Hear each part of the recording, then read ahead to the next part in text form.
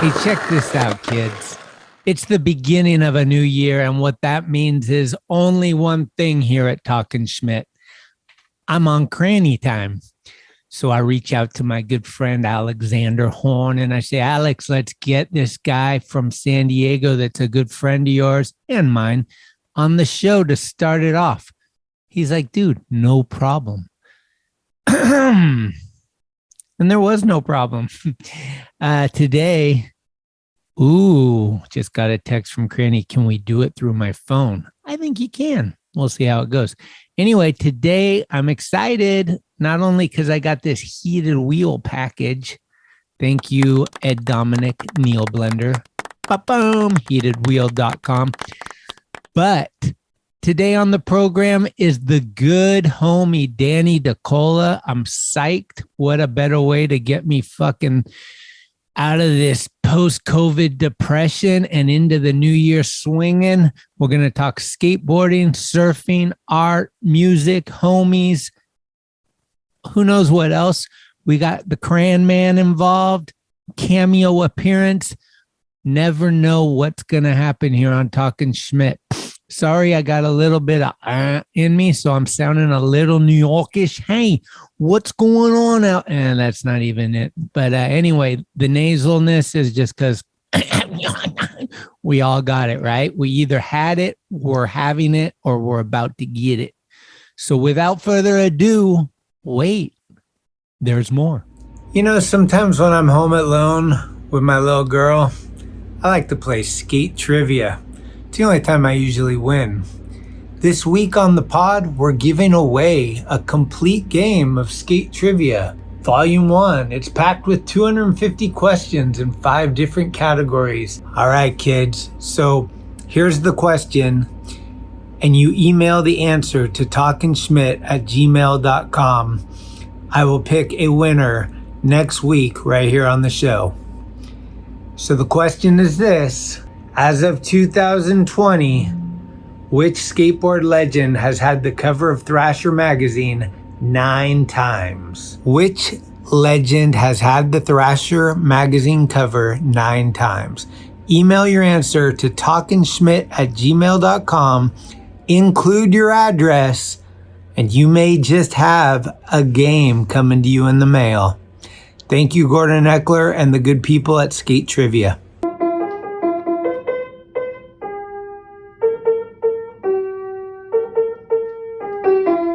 And tickety-tack-wise, those boys at Blood Wizard are back supporting the podcast that Tim McKinney says is on the forefront of podding.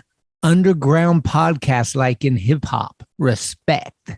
Head on down to your local shop. Ask Blood Wizard Skateboards. Or visit bloodwizard.com for all your conjuring needs. Tickety-tack. This podcast has been brought to you by Phil's Coffee. They're the ones that give me my greater alarm every morning and get those morning vibes out to you each morning on Instagram. Thank you, Phil's. Now let's see what we can do. We got 3 of us. And away we go. This is Danny Dicola, and you're watching Talkin Schmit. Holy cannoli. It's cool, like tonight is the night. Yeah. Big Dog's in. Do we really want to be here? Oh, everything's changed. We on? Schmitty? Talkin Schmit. Talkin Schmit, dude! You gonna come out different. Pay to play. Shit my pants, lad. Your Rolodex is fucking deep. Holy shit. It's about the ones. Who is this guy? Thinks he's tough shit. What's up? Come on, Schmitty, what the fuck? Tell the skateboard police to come get me. What is happening? I'm here for Drake's List. Yay! 2022 is underway, and we have our first guest of the year. This guy's a top shelfer when it comes to genuine, all-around kick-ass human beings. Been waiting for this for quite some time now. He's got styles for miles. And to introduce him, I'm going to pass the mic over to my good homie, friend of the show, who's here for his 3rd time. This is the pickle lover, the one and only cherry soda drinking, Alexander Horn. Cranny, tell him who we got. Today we are working with the kind-hearted, multi-talented, one of my best friends and genuine human beings I will ever meet, and you will too if you have the pleasure of him gracing your home, your backyard pool, mini ramp, ditch, or sandy motherfucking beach getting the tubes in Northern California's area of San Diego, which is Southern California, but it is North County. Danny Dicola. This message has been brought to you by Chicken Sauce from Sweet Baby Ray's. Hi. How's it going? Good, man. Good. Very good. Well, Cranny is going to probably be an hour late, and then his thing won't work. We should have said let's go at 11 so we'd have it now. You know, I didn't think about that. Oh man, what have you been doing? Just been hanging out, skating, being a dad, shaving surfboards, making fins, and yeah, for the most part, just being a stay-at-home dad. Okay. And just hanging out with my daughter, June. She's 4 years old. 4, fuck. Yeah. Has the COVID affected you at all as far as like going out and stuff, or you guys? Yeah, well, my Laura, she's a nurse. So she's dealing with it head on. Oh, so, is she in the hospital? Yeah, she's there right now. So everything's crazy still. Yeah, sometimes she has to go to the COVID unit, deal with COVID stuff. And yeah, it's crazy. I mean, me personally, being like a loner, it hasn't really affected me that much. Like I skate with Austin and we go and try to film shit. I don't go out, you know, I mean, that's what I've missed out on, probably just like whatever birthday parties and stuff like that. Right. But whatever. Well, let's start with just some of the basic stuff while we're waiting for Cranny, because there's some stuff that we don't need him for sure. What's your coffee situation these days? Are you into coffee? I make coffee every night, so it's ready in the morning. Enjoying my coffee. How do you drink it? Black? You add a little. I have sugar and soy milk, so it's heavily sugared and heavily creamed. It's kind of gnarly, but I'm addicted. So I know that you're probably just jet fuel black, but I gotta have some sugar and cream. I put just a little cream because I got into. I'm trying hard to like keep this old body as good as it can be. So I've been trying not to like do dairy and like sugar and stuff like that. But I do love a little discolor. Like if it's black, you're right, it is. And it's the first thing you put in your stomach. So it's an empty stomach. You're like, ooh, yeah. If there's just a little, I like coconut milk or almond milk in mine. And then, but it's essential for me. Are you functional if you don't have coffee? Yeah. I think it's just, it's been, I'll get weird, symptoms if I don't have it, you know, I'll get like a headache. Yeah. Well, my wife always says she doesn't want to talk to me till after I have my coffee in the morning. See, yeah, I'm probably like that too. I'm actually definitely like that. That's what I'm saying. Like if we're like going on a trip or something, I'm like, we need to get coffee first, right? Yeah. Dude, all the drive-through Starbucks and crazy. Yeah. So where were you born and raised down there? I was born and raised in Leucadia. Yeah, it's like Encinitas, California. Yeah. So yeah, Encinitas, California, it's a little Leucadia town, surf town. Yeah, I just grew up by the beach. And going back, my dad moved to Leucadia. He's from New Jersey. He's a surfer and he wanted to, surf. So he moved to Leucadia. Stop it, buddy. I got my little crazy dog in here. So your dad was into surfing. He moved down there and had you. And then that influence got you into surfing, like right out of the gates, or? Yeah, well, he moved to Leucadia, and he got a job at this place called Kino's, Captain Kino's. You've heard of that? Is that the restaurant? Yeah, it's like a bar restaurant. It looks like it should be on like the Oregon coast. I got a good story for that place. You were with us, right? Wasn't it the night we went there and then left in the middle of dinner? No, we went to a restaurant that's owned by the same owner, Jerry. Oh, it's like in Carlsbad though. It was like the Kino's of Carlsbad. I think it was called Cocoa Beach. Okay, yeah, maybe that's it. It was very similar to Kino's, similar menu, similar seating. But yeah. Okay, rad. But yeah, that place, my dad got a job there, and my mom was working across the parking lot at a little flower stand. And I guess she would just like deliver flowers on her skateboard or whatever, you know, like 70s. So they met. That's why I'm here. Okay. And then how early are you surfing came first before skateboarding for you? Yeah, because we lived really close to the beach. Obviously much cheaper back then. And yeah, me and my older brother, I would just follow what he did, and we were always at the beach. You know, like we would put on our wetsuits in the morning, just eat donuts and go down to the beach, and then just come back in our wetsuits, eat lunch, and just walk back. Like we were just sand, just covered in sand, you know, like. Dude, just having it able to access like that is fucking kick ass. Yeah. When did you get the skateboard bug? I got the skateboard bug when I was just chilling in my cul-de-sac, looking out across the street is this apartment complex. And there was these guys I don't know if it was an abandoned complex or if they were building it, but they had taken it. These skateboarders had taken it over, and had it all spray painted, and there's a wall ride built against a wall. Everything was tagged up, and like, this was like the late 80s. And like, I just remember everything just being so vibrant and colorful. Skateboards, the stickers, like everything. So it was like toys, you know? Yeah. So the neighborhood people just had, you know, skateboards laying around. So I'd stand on them, stuff like that. So I don't remember when I like first started skateboarding, but it was just, I was surrounded by it. So. Do you remember early influences? Like, did you get Sims wheels or Rat Bones or like slime balls and stuff like that? Yeah, a lot of hand-me-down stuff.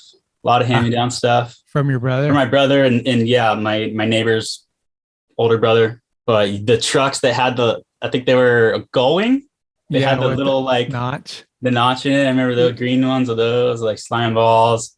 And just like, I don't know, just the colors of the stickers were so cool. Like early 90s, like so colorful. I wish I had those stickers. Was there like early on when you started to get kind of like more into it, was there an impact, like a magazine or a video or an in-person thing where you saw somebody that you're like, holy shit, these guys can like taking it to another level? The YMCA. So we had the Y. So we would go to the YMCA, and there's this big blue vert ramp. I don't know if you remember that, but yeah, it was halfway bowled in. Yep. Like light blue color. So we would go up there and just watch Tony Hawk, Mike McGill, like all the pros at the time that were the hot pros. So yeah. Hewitt would skate there, right? Yeah. Okay, I think he definitely would grind off that hip there. But I remember like Kevin Staub, because he wore crazy stuff, so I remember that.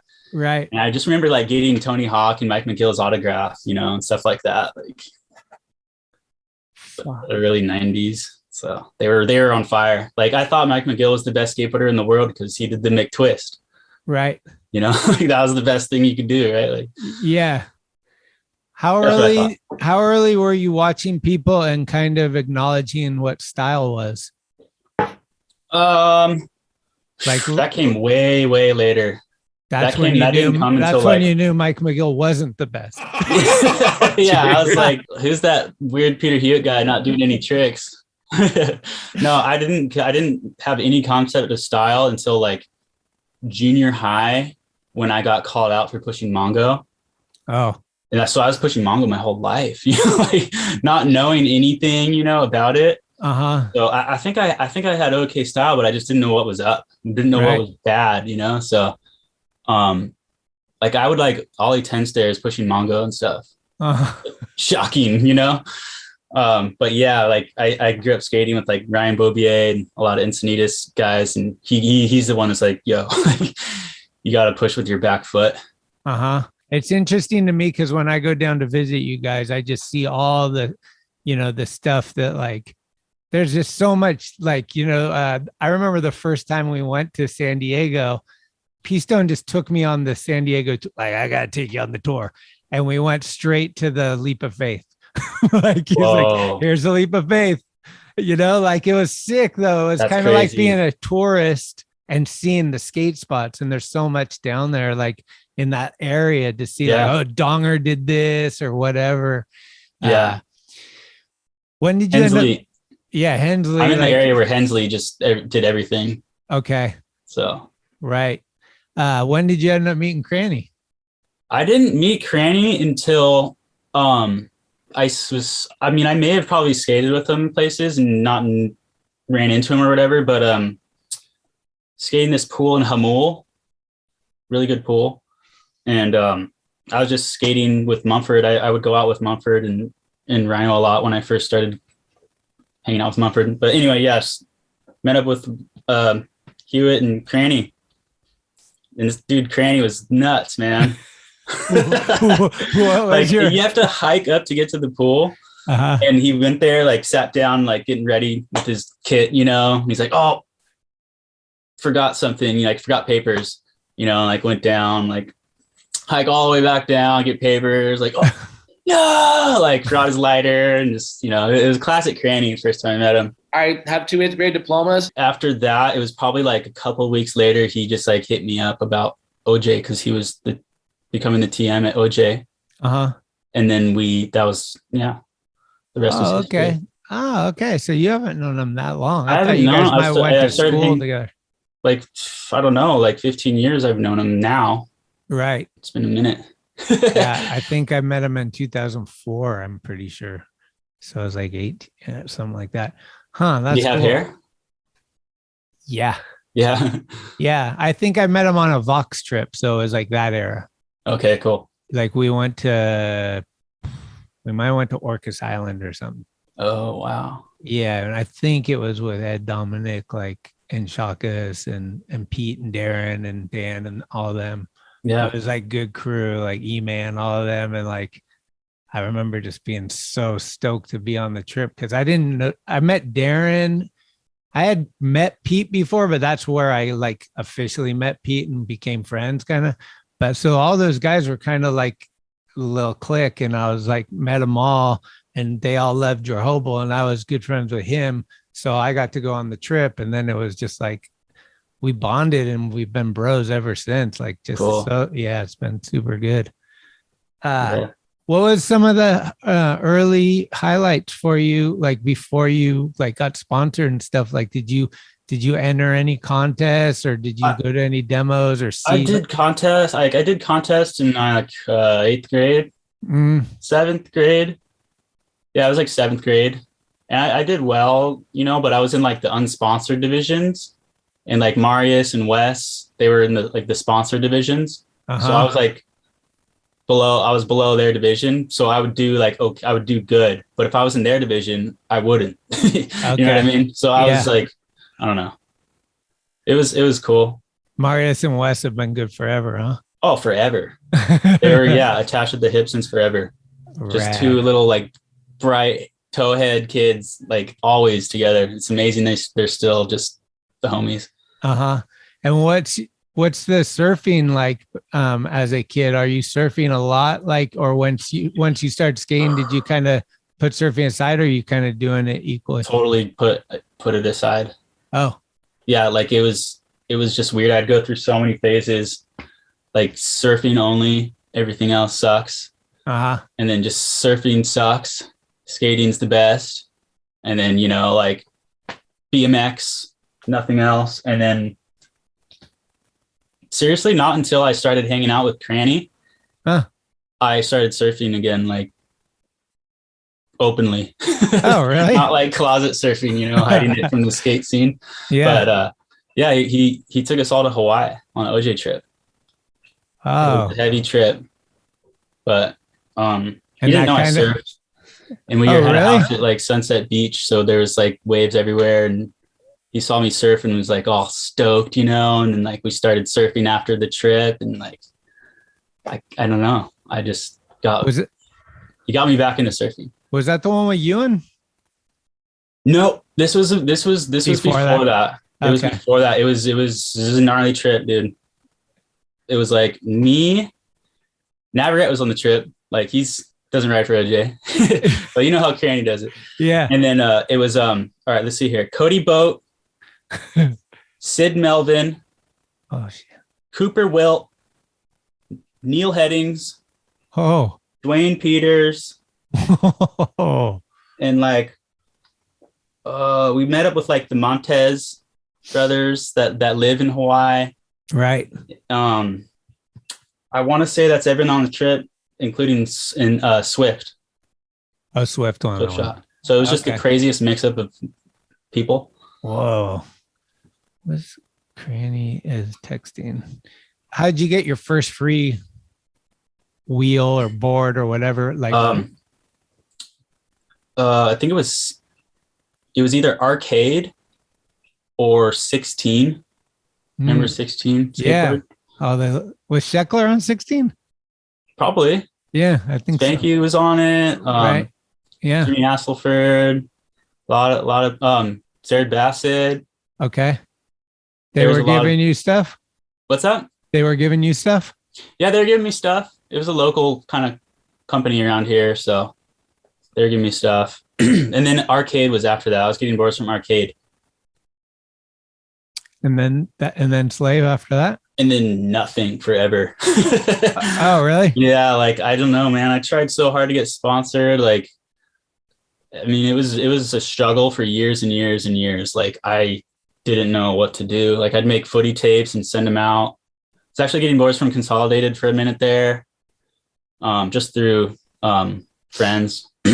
But yeah, dude, I tried all the wrong ways to get sponsored. Oh, really? Like I would just barge in contests and get kicked out. Like the announcer would just like make a fool out of me, and just I took the train down to the ASR trade show with a backpack full of VHS tapes and broke in, used my friend's like band pass to get in, and then I was like, this is it, I'm gonna give out my VHS tapes. And I get in there, first thing I see is a mini ramp, and just hop on that thing, and then the announcer is like, what's up? This ain't the surf. Go over to the Billabong tent, bro. And that was like a time where I was really anti-surf, and I was so bummed. Ruined my whole trip. But the announcer, before Cranny gets on here, was OJ, Oscar Jordan. Oh. I remember that, but yeah. Yeah, he's been known to be a little harsh. I was so bummed, dude. I was so devastated. Damn. And then other shit, dude. Just like skating barefoot at contests and You learn what not to do by making those mistakes. yeah. All I had to do was just skate. Yeah. Really. What do you have an ideal wheelbase? Wheelbase? Yeah. I just recently started tripping out on that stuff. Yeah. I guess 14 and a half is what I usually ride. You like that? So anything around there, I just started measuring wheelbases recently, and I'm like, oh, this one's 15 or whatever. Mm-hmm. So now that it's in my brain, I'm screwed. Okay. Like I like stand on boards and like, oh, does this feel good? And Yeah. better. Yeah. I feel like that's how Jehovah got. He wanted, I think, a shorter wheelbase, but Yeah. he really knew in his mind like what he need. Like we're gonna make this, and this is gonna, and why it works better, and all that stuff. You have a favorite wheel from yesteryear, like like where you, if you see a Kryptonic or a fucking OJ1 or something, like what? I remember slime balls. Slime balls. That was like an old 90s company, right? Yeah.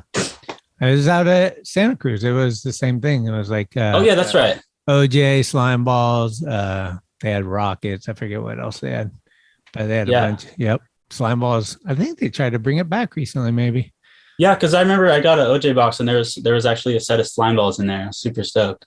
Oh. But yeah, dude, back to like the highlight thing that you asked about. Yeah. I got the first time I was ever in a magazine was at a premiere after party, a zero premiere. Remember there's a zero premiere that just like everyone went, there's a riot basically. Uh-huh. I was in a magazine. I've been trying to track it down forever. But there's a photo of Ali Boulala throwing up, puking, sitting on top of the dumpster, just like puking directly over me. I'm underneath. Oh, like 14-year-old me. What And that was my mag? first. I want to say his Big Brother or something, or Slap. I just been searching the net. I asked Jamie about it. Like, he doesn't know what magazine it is. So I'll find it one day. But Well, you could just figure out the year of the premiere. I figured out the year and I typed it all in. But maybe it's a man. magazine I haven't tried yet. But I searched. Right. Oh, Even someone like that does that. Like they find old stuff. I hit him up about it on Instagram, and he couldn't find it. Oh, really? But Yeah, I bet it was Big Brother, and I bet it was around a month, maybe 2 to 3 months after the premiere date is what I would bet. got some more research to do. Because it would take a little time for them. Usually those kind of photos, though, they were more timely because they're just a quick insert in the back. So it could have been like the month after the premiere. Okay. But I would just check those 3 mags that came out.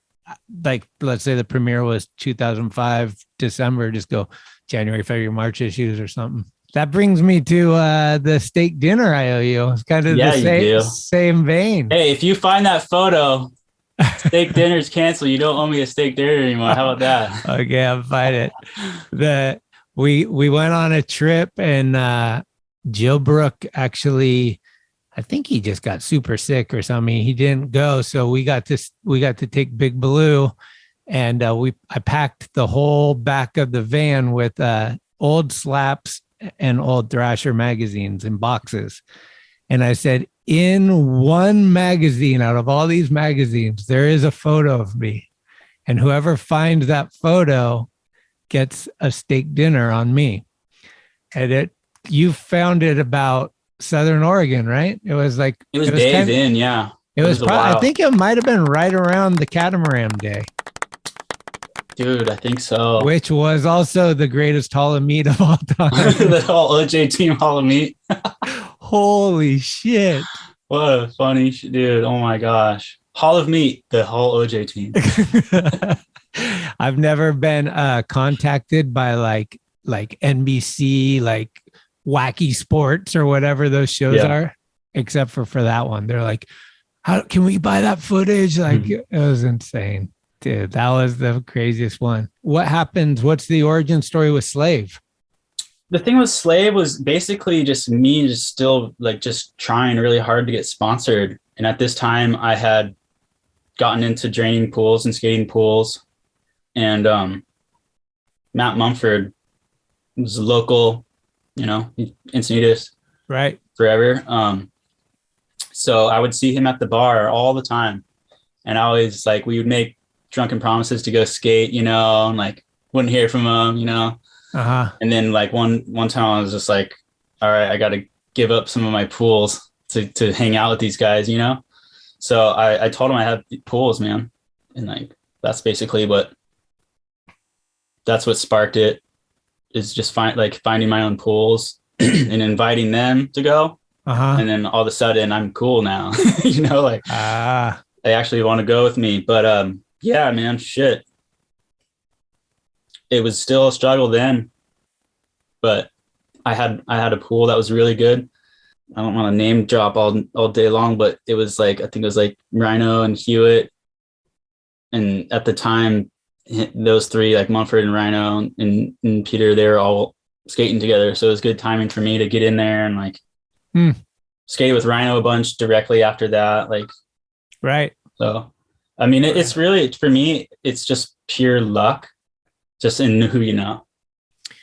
Yeah. I mean, it takes a little bit of all of it, I always say. I mean, you can't just be a fucking doofus and meet somebody important. Like Jamie Thomas, for example, he probably knows a lot of people that aren't hooked up. You know what I mean? Oh my God, yeah. So it's I mean, you have to give yourself some credit. It's easy for you to be passive and say oh, it's just the right place at the right time. But you had to have had something that was somebody sees it in you and you're like, that is I want that, or we need that with us, or whatever it is, I mean, it's always you see Winkowski and you're like, this guy's got something here. And then Cranny will start telling you these stories, and all of a sudden he's just in the van and he's on trips, and it's all. No, dude, no, it's not for me. I'm no Winkowski. I just think that I was just blessed, lucky.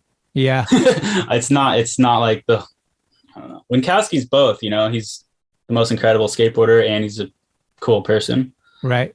Right place, right time, man. I disagree with you. I was in the right place at the right Well, time. I'm going to bring in somebody that might agree with me. Okay. Uh-oh, no reception. Oh, yeah. Uh-oh. Oh. This is heavy. Yeah. This is like I just fucked up my finger face. Heavy duty with the fucking Sweet Baby Rays. Come on. Have you started the podcast yet? Oh, yeah. We're like 6 hours in. We were almost finishing. Yeah. Wait, for real? Yeah. We started at 10 a.m. and we knew we're like, okay. I had to get my juice. Okay. I made tortilla soup the other day, so I had to get that cracking. And then I have my veggie patties here. Dude, good to see you, babe. Sweet Mashed Baby potatoes. Rays. Good to see you too. And Danny, I can't see Danny. I can hear him though. Oh, really? I can see him good. You should just open your screen more, maybe. Oh, there we go. Hey, you talking Now to me? I got everybody. There's Donnie. He's in a sauna. Donnie is he's built a sauna. He's testing it out. But I was always interested. How did you find these pools and ditches? Like when we go down there, you've got some remote ditches that are fucking pretty bitching. And like, is that kind of part of your deal? Do you just go on journeys and look for that shit? Like, do you have that technique or what? A lot of it's satellite imagery, but there wasn't really that when I was starting. So I was already kind of like looking at abandoned places for pools, and a lot of for sale signs are, interesting. If you see a house for sale, no one's living there. Right. There's a lot of just foreclosures, pools that lasted for a week, and then other ones I had for years. So what is looking over, this may be a tough question. I know you've skated a lot, but like, is there one ditch that sticks out as your all-time favorite? You can say Wallows. It's got to be Sano Lands, the Cardiff ditch. Ah. Has the pipe going across. Yeah. The one Riley, didn't he go across the whole thing? Uh-huh. Yeah. That's my favorite ditch too. Like my mom and dad used to go in the tunnel that went under the freeway. Oh, really? I guess it was called the speed tunnel. In the 70s, you bomb through a tunnel and shoot out of it, and then you're at the top of the ditch. Oh. Like it was like all clean back then, obviously. But yeah, so that place is really special to me.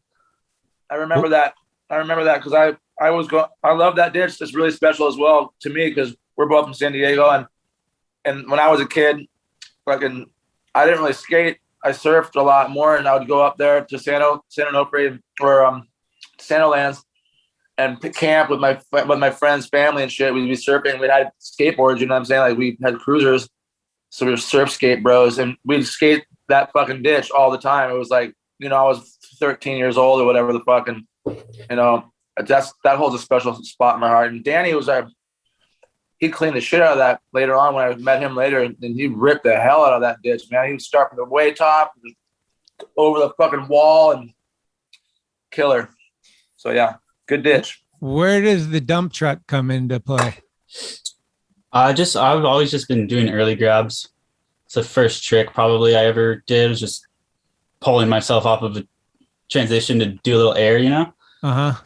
And I've just always been, I don't know. I always say if I don't have my hands, I wouldn't even be able to do any tricks. But there's this spot, used to be Smart and Final. There's this tiny little loading dock, probably like 3 feet tall, yellow, with a curb on the top of it. You have to ollie over the curb.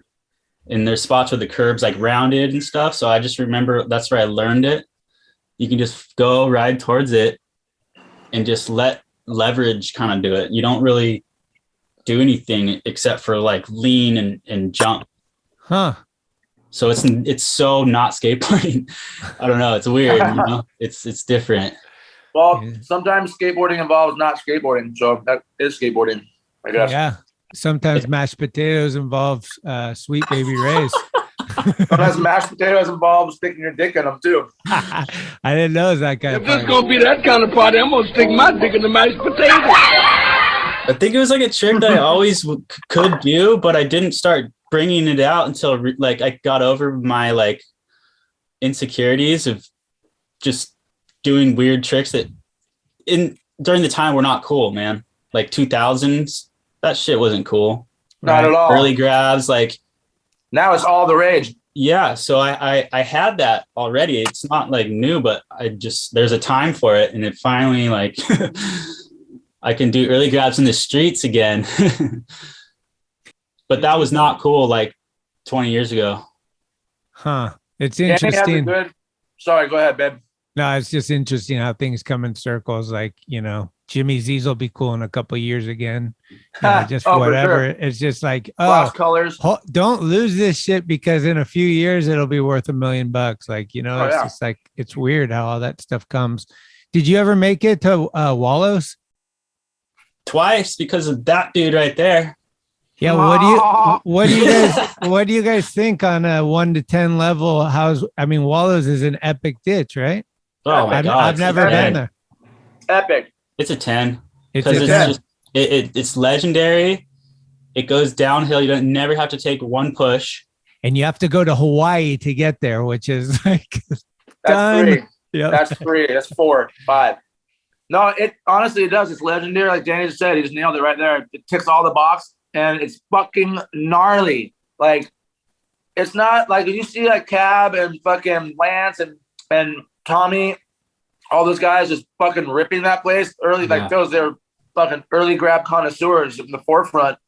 And Coley Sandridge. yeah, Kale, yeah. You go there, you're like, fuck, dude, that's fucking, it's like cheese grater surface. You're fucked if you stack going 1 mile an hour. So it's fucking gnarly. And you haul ass too. Like, Were you 'cause it riding is- softer wheels? Do you change the wheels up for that place?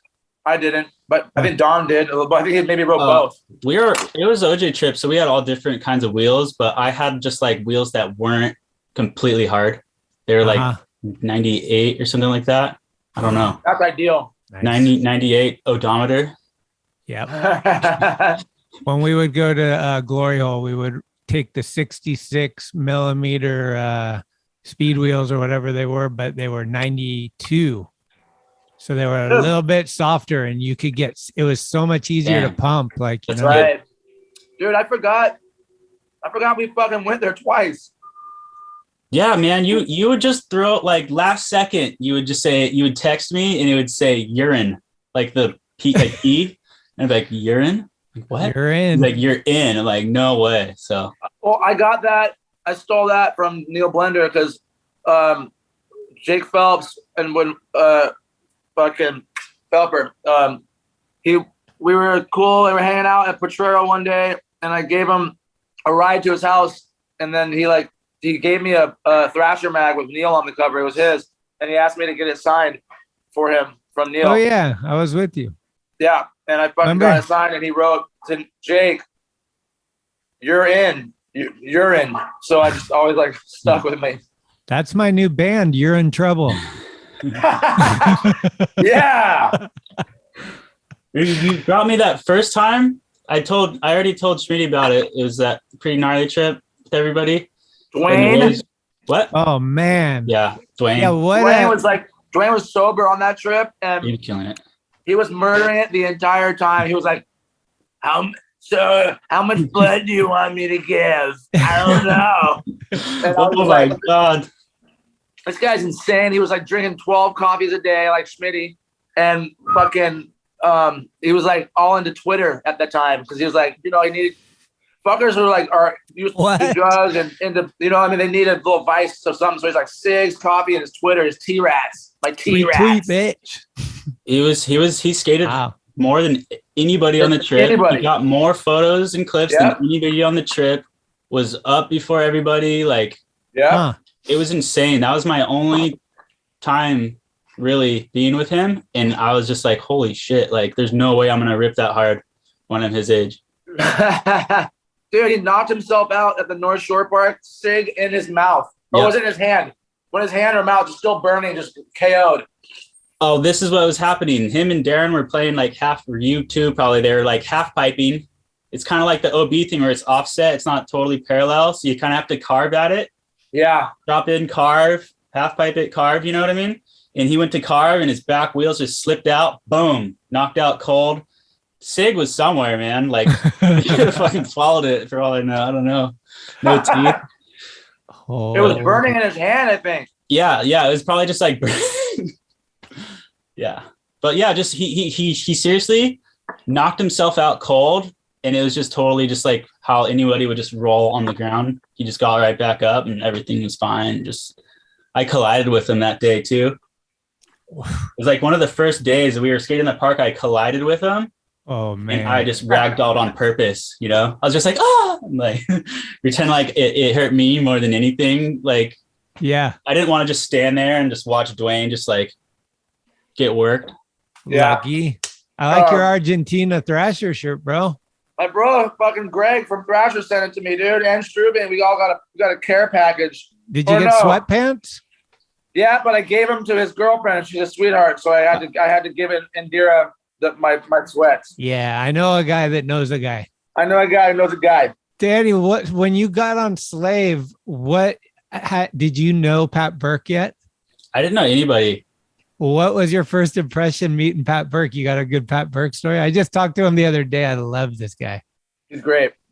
I mean, I'm sure there's many stories. That guy's a maniac. Just, yeah, man, just like, or like just super long Oregon trips, Northwest trips, you know, and he would just get out of the car with his socks on in the rain, you know, just like, this is what it doesn't care, you know, just like get out of the van with his socks on and just start skating in the rain, barefoot, whatever, like try some gnarly gap in the rain, and just everything was just hilarious, you know, like he would disappear, come back with all types of goodies and stuff. I can't lock down a good Pat story right now. I'm sorry. What about skating for the legendary San Diego punk band Off, and then going to the barracks drunk? Oh my gosh, that was wait, what? I don't even know this one. Yeah, I did some digging, boys. Apparently, Eric Costin opened the door and let the drunk guys in, and wasn't too happy about their performance. Yeah, that was crazy. Yeah, we did a little like Costin. It was like not like a music video shoot, I don't think, but it was just like Off. Mario was in Off. Yeah, fucking Mario Rubicabla, legend. San Diego. Big shout out to him. Shout out. SD. Yeah, and then someone was like, "Let's go to the barracks," you know, because there was like free margaritas at the first spot. I love that. And then we just barged at the barracks, and it was just a total disaster. Imagine being drunk and skating in maybe the slipperiest place ever invented. Yeah, it was Thank slippery. you. It's a free hospital ride. But yeah, Costin, we just banged, like, I think Jahan was banging on the door, and like Costin, boom, we're just like, oh my gosh, dude. Like, but he let us all skate. We're amazing. in. That's nice of him. That guy's cool. Remember we went to Cayman Islands with that fucking, he was there. I couldn't even believe my eyes. Him, Andrew Reynolds, Leo Romero. That's when I gained total respect for Costin. Like, I knew he was Grant a good Taylor. skater, but I thought, oh, this guy's kind of a prima donna maybe. And then we're on Cayman Island at like 2 a.m. getting shit faced On the and beach. he's in a hotel room with his wife and like newborn kid. He comes out with a bottle and he just joins the boys. He's like, "What's up?" I was like, "Oh, dude, you're a fucking legend." So sick. Costin, yeah, and fucking God damn it. Grant Taylor was on that trip, and I got him a bunch of weed. It was like the blackest weed you've ever seen in your life. Oh, speaking of Grant Taylor, I got a fun fact, show and tell. Oh, how did you get that trophy? Huge. What up, Grant? Yeah, baby. I got it for you if you want it back.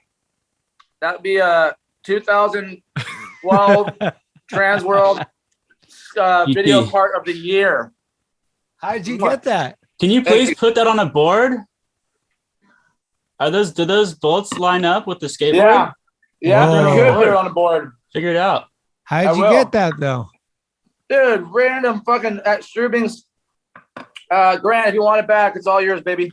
GT. I was at Strubing's White Rhino Christmas party, and a person who was there, I'm not going to mention any names, happened to have it. But I think I got a quick backstory that Grant, Daniel Shimizu. I think Grant was like wasted and just didn't give a fuck about it and left it there on purpose. So I don't know. I got some fun fact shit back there. I can't really see it, but all right. I'll share it later. But there's some stuff. I would like to hear the story about your dog. How you found him, how he got its name. Hubba Dog? Yeah. Hubba Rock. It was on a trip, actually. It was a slave trip. And we just had the minivan. And the day started off, we went to this spot called the Gauntlet.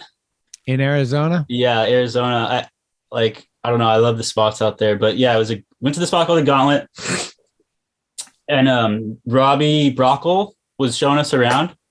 And I always like to, Cranny hates this, but I sometimes jump in the tour guide's car, because they're driving around by themselves. I've and seen there's a Cranny van do full that. of people following you, and I don't hate it. I just but like that I one like, time I like you your, did. I like your presence with me. Yeah. I got in the wrong person's car one time, but I was Shit, yeah. I was with Robbie And and Wes Landry? I was late. I was really tired, so I remember just kind of almost dozing off when we showed up to the Goodyear hubbas in Goodyear, Arizona. Pretty good hubbas, whatever. Yeah. And there's this dog that people were hooting at out in the dirt, and no one could really get it to come up to them. And then eventually, I started throwing rocks, and it was chasing the rocks. So I got it with these rocks, and then eventually it got closer and closer to me, and then it was kind of attached to me almost. He was in bad shape, I should add. He was, he was dark brown, covered in dirt, ribs, So I felt bad for him. I was trying to feed him the whole time. That's why I was looked like he needs some food. He needed help, serious help and food, and he was just a freaking little wild rat. I try to give him some chips, and he grabbed the chips and shredded them, thrashed them like he was killing a lizard or something. I was like, oh my God, this guy's gnarly. Right. So, we were with Hammocky, and I was like, the sun was going down. I was like, oh my God, what do I do with this dog? He needs to be saved. And yeah, Joe kind of assured me that, yeah, you should take him, because he's a dog lover. So we go to his house, and there he is. Oh, nice. Sorry. Damn, Joe, I need one love of your those. dog. I need one of those. Wow. That's amazing. I don't know what just happened. Whatever. Sorry, I didn't mean to interrupt you. I'm blowing it. So we get to Joe's house, and he's got the two big dogs, and Hubba Dog comes screaming, running, jumps into my arms because he was scared of the dogs. Wow. So I was like, okay, that was a good sign for me, Right. So I was like, okay. And then I was like, what do we name him? And Hammocky's like, well, why don't we name him Hubba? It's like, done. Hammocky perfect, named it? Yeah, he named it. He named this Yes, little guy I right didn't here. know that. Yeah. What else you gonna name him? It's got to be Hubba, He's from a Hubba, damn it. I'm an idiot for not even thinking of it, He's like, well, why don't you name him Hubba? I was like, shoot. Goodyear Hubba. And then every time he went back to that Hubba, he told everybody that he was with the story. So one time me and Dicola came here and he got his dog and I named that son of a bitch. I don't even think he would remember that. I remember it, but He remembered. Joe's got a fucking good memory. He'd remember that. dude. Yeah. Fucking love that guy. Thank God you, damn it. Joe. But I get home and this dog was dirty, man, brown. So I give him his first bath and he was just glimmering white. And I was like, oh my God, that's when I really started to feel guilty. I was like, he's a good dog. He's a nice, looking dog. So Right. I was feeling him up, not in that way, but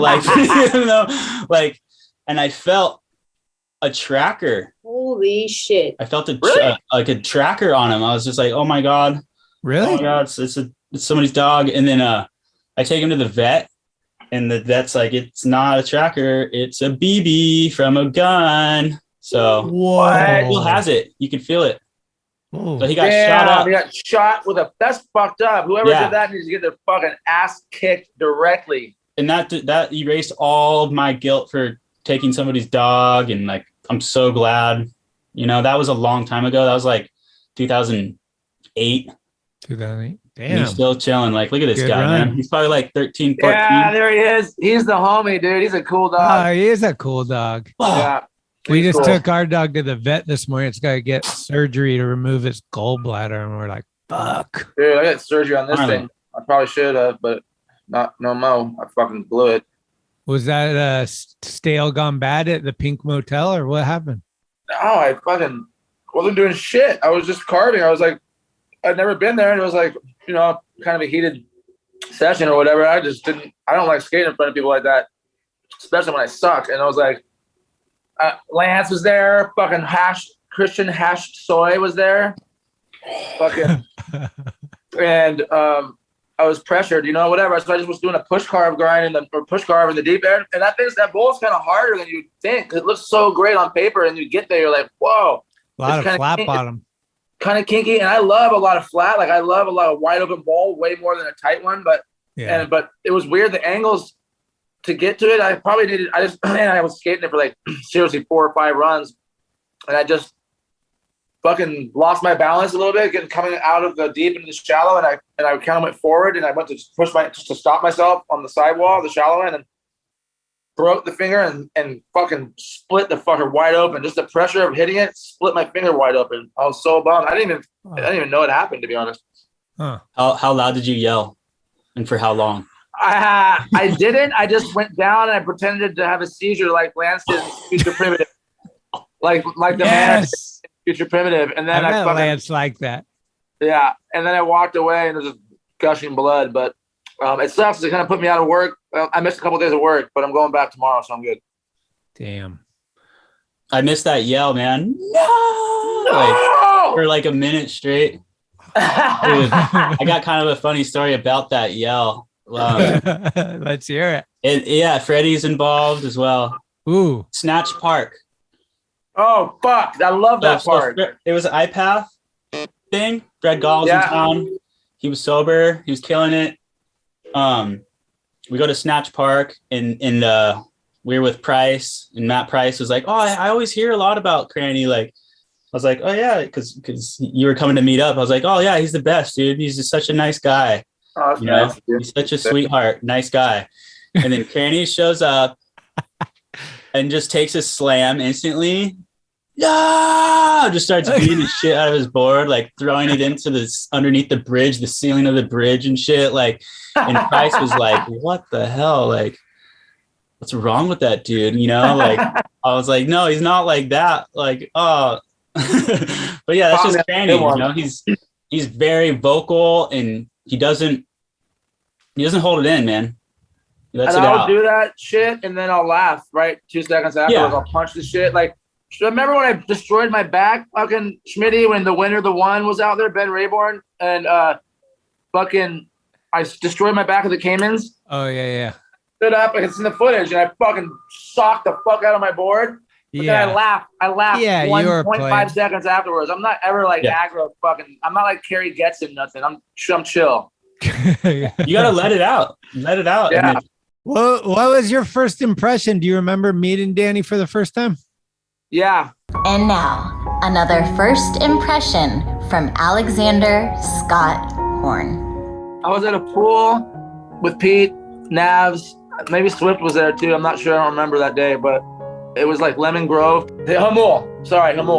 I think I may have met you before, but the one that sticks out to me, the real memory, was like seeing him skate that pool. Because before I'd seen him skate, I think I may have met him briefly or whatever, but he wasn't like doing any maneuvers really. I just didn't even know he was like a sponsored skater or anything. And then I saw him at that Hamul Bowl, and he was just like surfing the pool and like not trying to get hot or nothing, but ripping like solid Radis style. And I was like, fuck, this kid's sick, dude. Like, I want to put him on OJ or whatever. And because at that time or whatever, like the team was relatively small and shit. And I was fucking looking for the homies. I always wanted to keep San Diego riders too. I love that. So I saw him, and then we talked and shit. And I was like, hey, do you have a real sponsor or whatever? And he was like, nah, but I'm down. And then the next fucking day, someone from Bones, like Jared Joyner, hit him up and fucking to ask him to ride for Bones, and they were gonna pay him. And he fucking said no to ride for us. And so that was like big love on that, respect. And it worked out in the long run because we're like best friends, like one of my best friends, family. I love him very much. And we got to go travel the world together, you know? And like, so that's better than getting paid $100, $200 a month. Right? Good choose your own adventure choice right there. Looking Fucking back. A, dude. I'm so glad he did because he is such a special friend to me. I honestly want to cry. Don't make me cry. He was talking about going. He was talking about going on that Hawaii trip with you guys with Dwayne. That one trip, and you didn't know he knew how to surf, and then you saw him surfing, and then you guys have kind of surfed ever since. I couldn't fucking believe my eyes, dude. I had no idea the kid surfed, and it was my birthday, and I fucking was borrowing some random like 6'10", 7-foot weird board, and fucking Dwayne, dude, I was up every morning watching because we had a house on Sunset Beach, like on the fucking beach. I got really lucky with this cancellation of a VRBO, and it was like the most player spot, right, Danny? Oh my god, on the beach, Fucking on the sand. kidding me, dude? It was like you walk out of the backyard just down some steps onto the sand, and like every day I was looking for surf, and then that day on my birthday I woke up and it was like 6 to 7 foot Hawaiian, which is like 14 foot here, huge. And I was like, oh my God. And I fucking run to get my board, and Dwayne has it. He's like, he's got his trunks on. He's like, can I use your board? And I was like, fuck. Yeah, go ahead, dude. Go for it. He was only out for like 20 minutes. He couldn't make it out, dude. He got a wave though. I saw him get a wave at sunset, which is cool. It was like gnarly. It was really gnarly that day. So I went out for like fucking hours, dude. I was like, I don't care about skating. I was just like once in a lifetime for me out here. So I'm staying out here, dude. I don't give a fuck. I almost died. I thought I was going to die multiple times when the sets were coming. It was huge. Long story, boring. I come in and I fucking go up. I'm changing and shit. And I fucking look and I see like out of my corner of my eye, like a dude flying on the inside with 6 style. And I was like, is that fucking Danny? And he came out or whatever. I think he got like one wave or I don't even know what. And he came in. I was like, dude, I didn't know you fucking surfed, and especially like that. You know what I mean? Like he's like for me, when I see him surf, it's like how I want to surf. It's how I picture the perfect way to surf. You know what I'm saying? And the style and grace and like fucking moves and stuff, just simple. And Nice, so yeah. Does he know how to walk? Away. But can he walk the dog backwards in Lahaina on Guaranteed. a longboard? He'll fucking go to Freddy's and squap a full face off. He'll fucking go to fucking Belsey Land and get tubed. All of that shit. He'll fucking eat a fucking plate lunch and smash that right directly into his nose. He'll take down a fucking shaved ice and eat the ice cream under the bottom. No Better believe problem. it. You better believe that shit. He'll smoke Batu in your eye.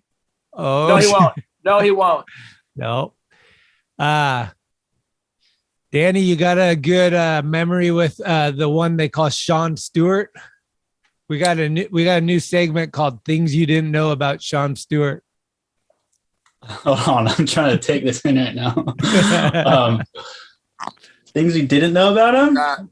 Yeah. I know a lot of things people don't know about him, but I'm not gonna spill that. Things you don't know about him. He's actually he's a human GPS. Really? He is. He like smokes so much weed, but he knows exactly. Dude, the first time I ever been to SF was with him, and he was the most stoned dude in the band going, turn left here. No, over there. I'm like, dude, I've never been there before. I'm scared shitless, or going to these gnarly hills and shit. He's like, no, over here. I'm like, what? Who are you? Like, he knew where to go. Like, we can be anywhere, and he's like knows where to go. It's that's why he probably loves New York so much, because there's so many different routes, and it's the grid. And to touch on that, I'm gonna fucking vouch for that one because I lived in fucking New York for over 8 years, and I still get lost in the Lower East Side or in fucking Harlem or wherever the fuck. And dude, Frex is in there, like he's been going there for the same amount of time, but he never lived there until recently. Congrats on that to him. And love you, Frex. And every time, dude, this motherfucker's like, Cranny, you're going the wrong way. I'm like, no, dude, I swear. He goes, no, and he's right every motherfucker. I think one time I've been right, and he's been right a million other times. But yeah, for sure, human GPS. Wow. And there's another real quick fact about Sean that maybe no one knows, but he is a huge lover of reggae music, partially because of me.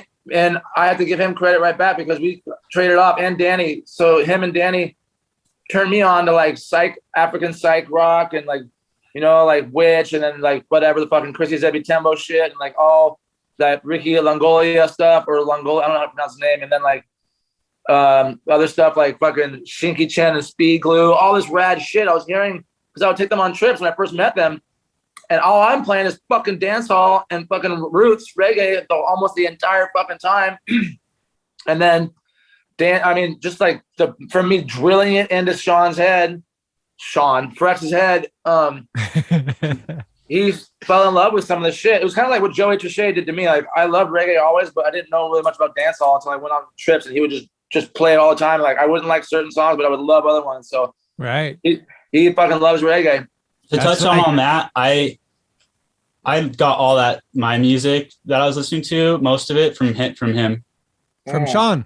Yeah.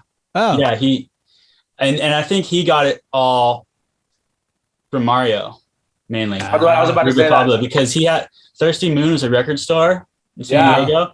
Shout out all to the shit Moon. came out of there, like all the good jams that I know and love now, like were from Mario to Frex. And then from Frex to like the whole fuking skate scene. It's crazy. Dude, straight the fuck up. Can we get a shout out? You know, Tim McKinney, shout out to fucking Thirsty Moon. Shout out. Shout out. Shout out. Shout out to Mario Rubacavo too. And Shout Thirsty out. Moon, I think the owner's name was Mike or something like that. One of them. And fucking big love to that dude, whoever the guy was, because I thank God because he let me trade Mega. That's right. NHS, Creature, OJ, Indy, whatever the fuck I had. I took into that motherfucker and trade the shit out of it for records, like credit, you know, and like so I was able to get like expensive ass records, and I have a shitload. I have a power stack of like dope ass psych stuff from Thirsty Moon. So good looks, Thirsty fucking Moon. Go get some records from Thirsty Moon if it's still around. I think Cranny just walked our guest off the air. Hey, my flapping has been known to do such things. I love it, man. We've been talking about this for quite some time, so I'm glad it stoked came to to get fruition. It turns out I'm like always the first. I'm a part of the first of the year of every podcast. Yeah, it's been a tradition here. A tradition here. Speaking of Frexo, he said, true or false, Dale Sausage Man Smith is your favorite skater. Me? Yeah. Danny? Yeah.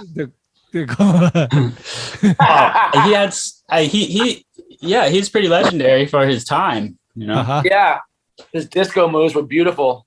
I think they called him Sausage Man because he would just get road rash, you know. So he was all sausaged up. But yeah, I think it definitely wasn't from his fingers. It wasn't. Probably not. Frex in the City asked, what's up with the front three early grab indie finger flip? And I was like, dude, you can't call a front three an indie and then say finger flip. So what you meant was a front three to finger flip. Finger flip, yes. No, because he thought Rhino was going to flip. give him a photo incentive for mentioning indie. And I was like, it's not going to work for this one. I didn't catch it because when I was doing those tricks, I probably said it way more worse than that, you know. Right. I think Sean Stewart skates for Thunder anyway, right? Fuck no. He's indie guy till you die. Okay. Fucking. I'm an ace dude. You gotta rock the ace shit in this fucking part of town. Woo! Indie bitch. Shout out Joey J, Brian Brown.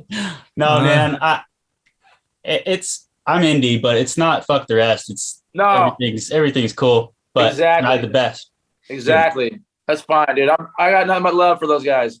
Life's weird. Who cares? We're all gonna die. Let's just have fun and just try to fucking spend the most quality time with our fucking people we care about. Oh shit! He's got the heated wheel beanie going. Have you heard of this new company? Have you heard of it, guys? How's that segue? How's this for a segue? Heated wheel? Okay. Let me show what's going on here. We got a couple beautiful fucking things we gotta work on here. Beautiful branding. We got some. Oh, look at that two-way branding here. Heated wheel.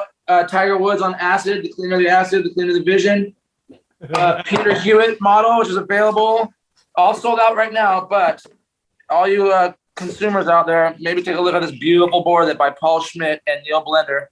Mine came with a smart rope. Damn, lucky. We got, this is felt. This would be felt. Whoa, that's sicky. God damn it. That's G and S. That's my initials. Oh, it is. We just scared Danny That's off fun. again. What We about walked this Danny thing? off. Inset. Wow. Sorry, I was looking for my blender shape, but I'm back. I was wondering if you had that. Dude, I broke this. I found this thing in Neil's trash can 18 years ago, Oh my. along with like 10 other fucking boards. I was like, what the fuck are you doing, dude, with all these boards? Like, I hate them. I was like, I want them. So I took all of them, dude, and I still have like 75% of them. Lucky. I love that how it was sunken into the board like that. He did that, Super dude. He lowrider. routed it out and fucking inset the fucking HCS 430s. It was the funnest board ever. And then the bottom was beveled so that you don't get the wheel bite. That was amazing. Dude, I rode that thing forever, and then it broke in New York. This is pretty cool. Neil just fucking Damn. pretty beautiful. Guy does good shit.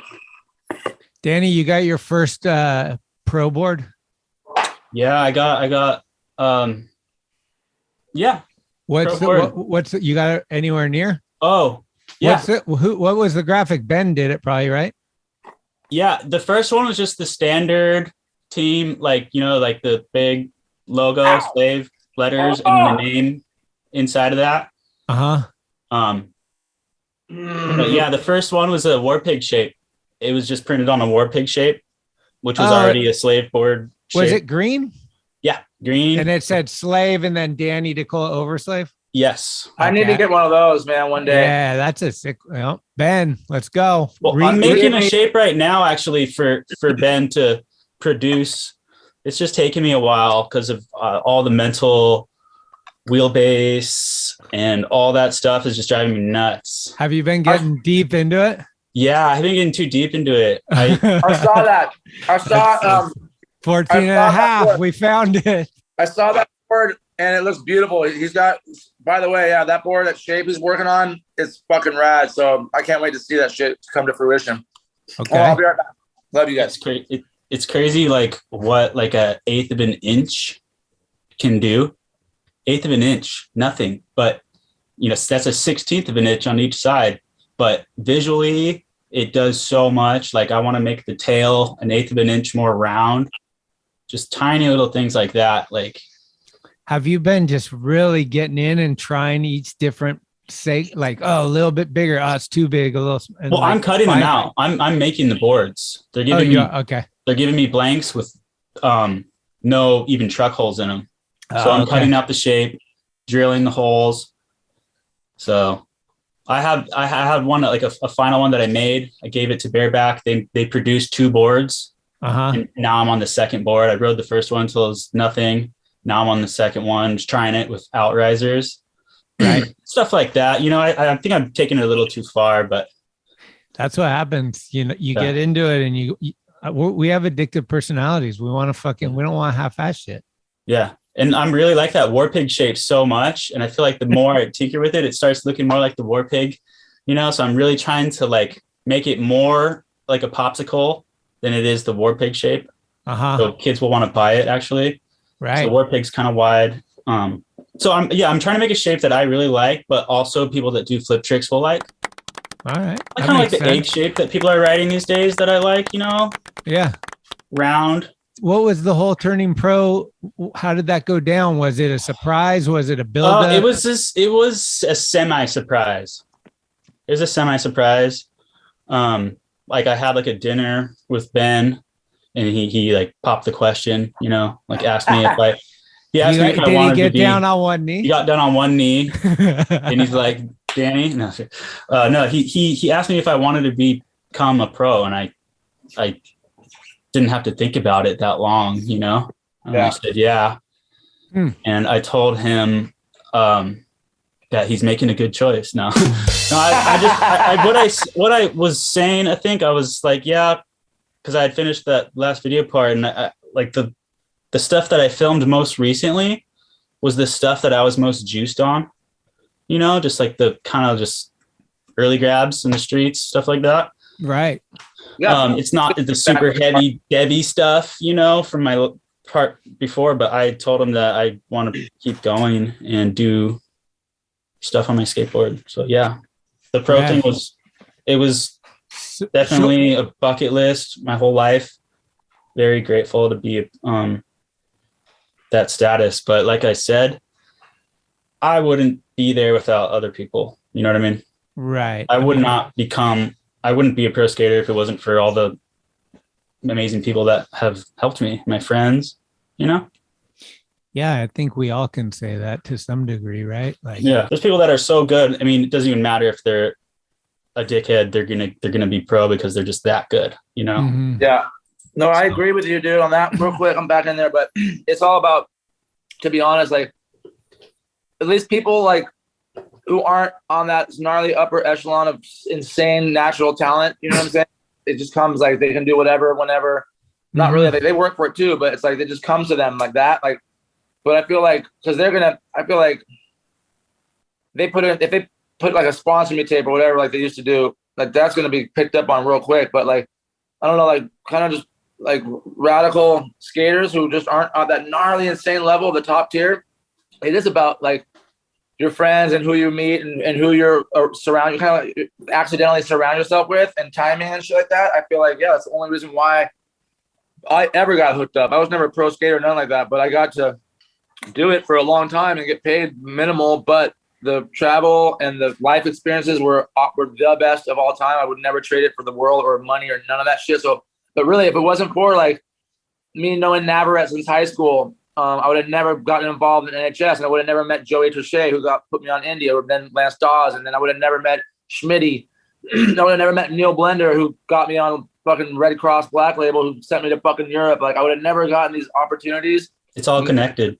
It's all connected like a motherfucker. I would have like, thanks, Darren, for getting you involved. You know, like it's all connected. But the thing I would say on top of all that is that skateboarding, at least from our generation, is such a family situation that if you impress somebody in the family, you've impressed the rest of them. Like once Preston was like Schmitty's, I'm down for Schmitty.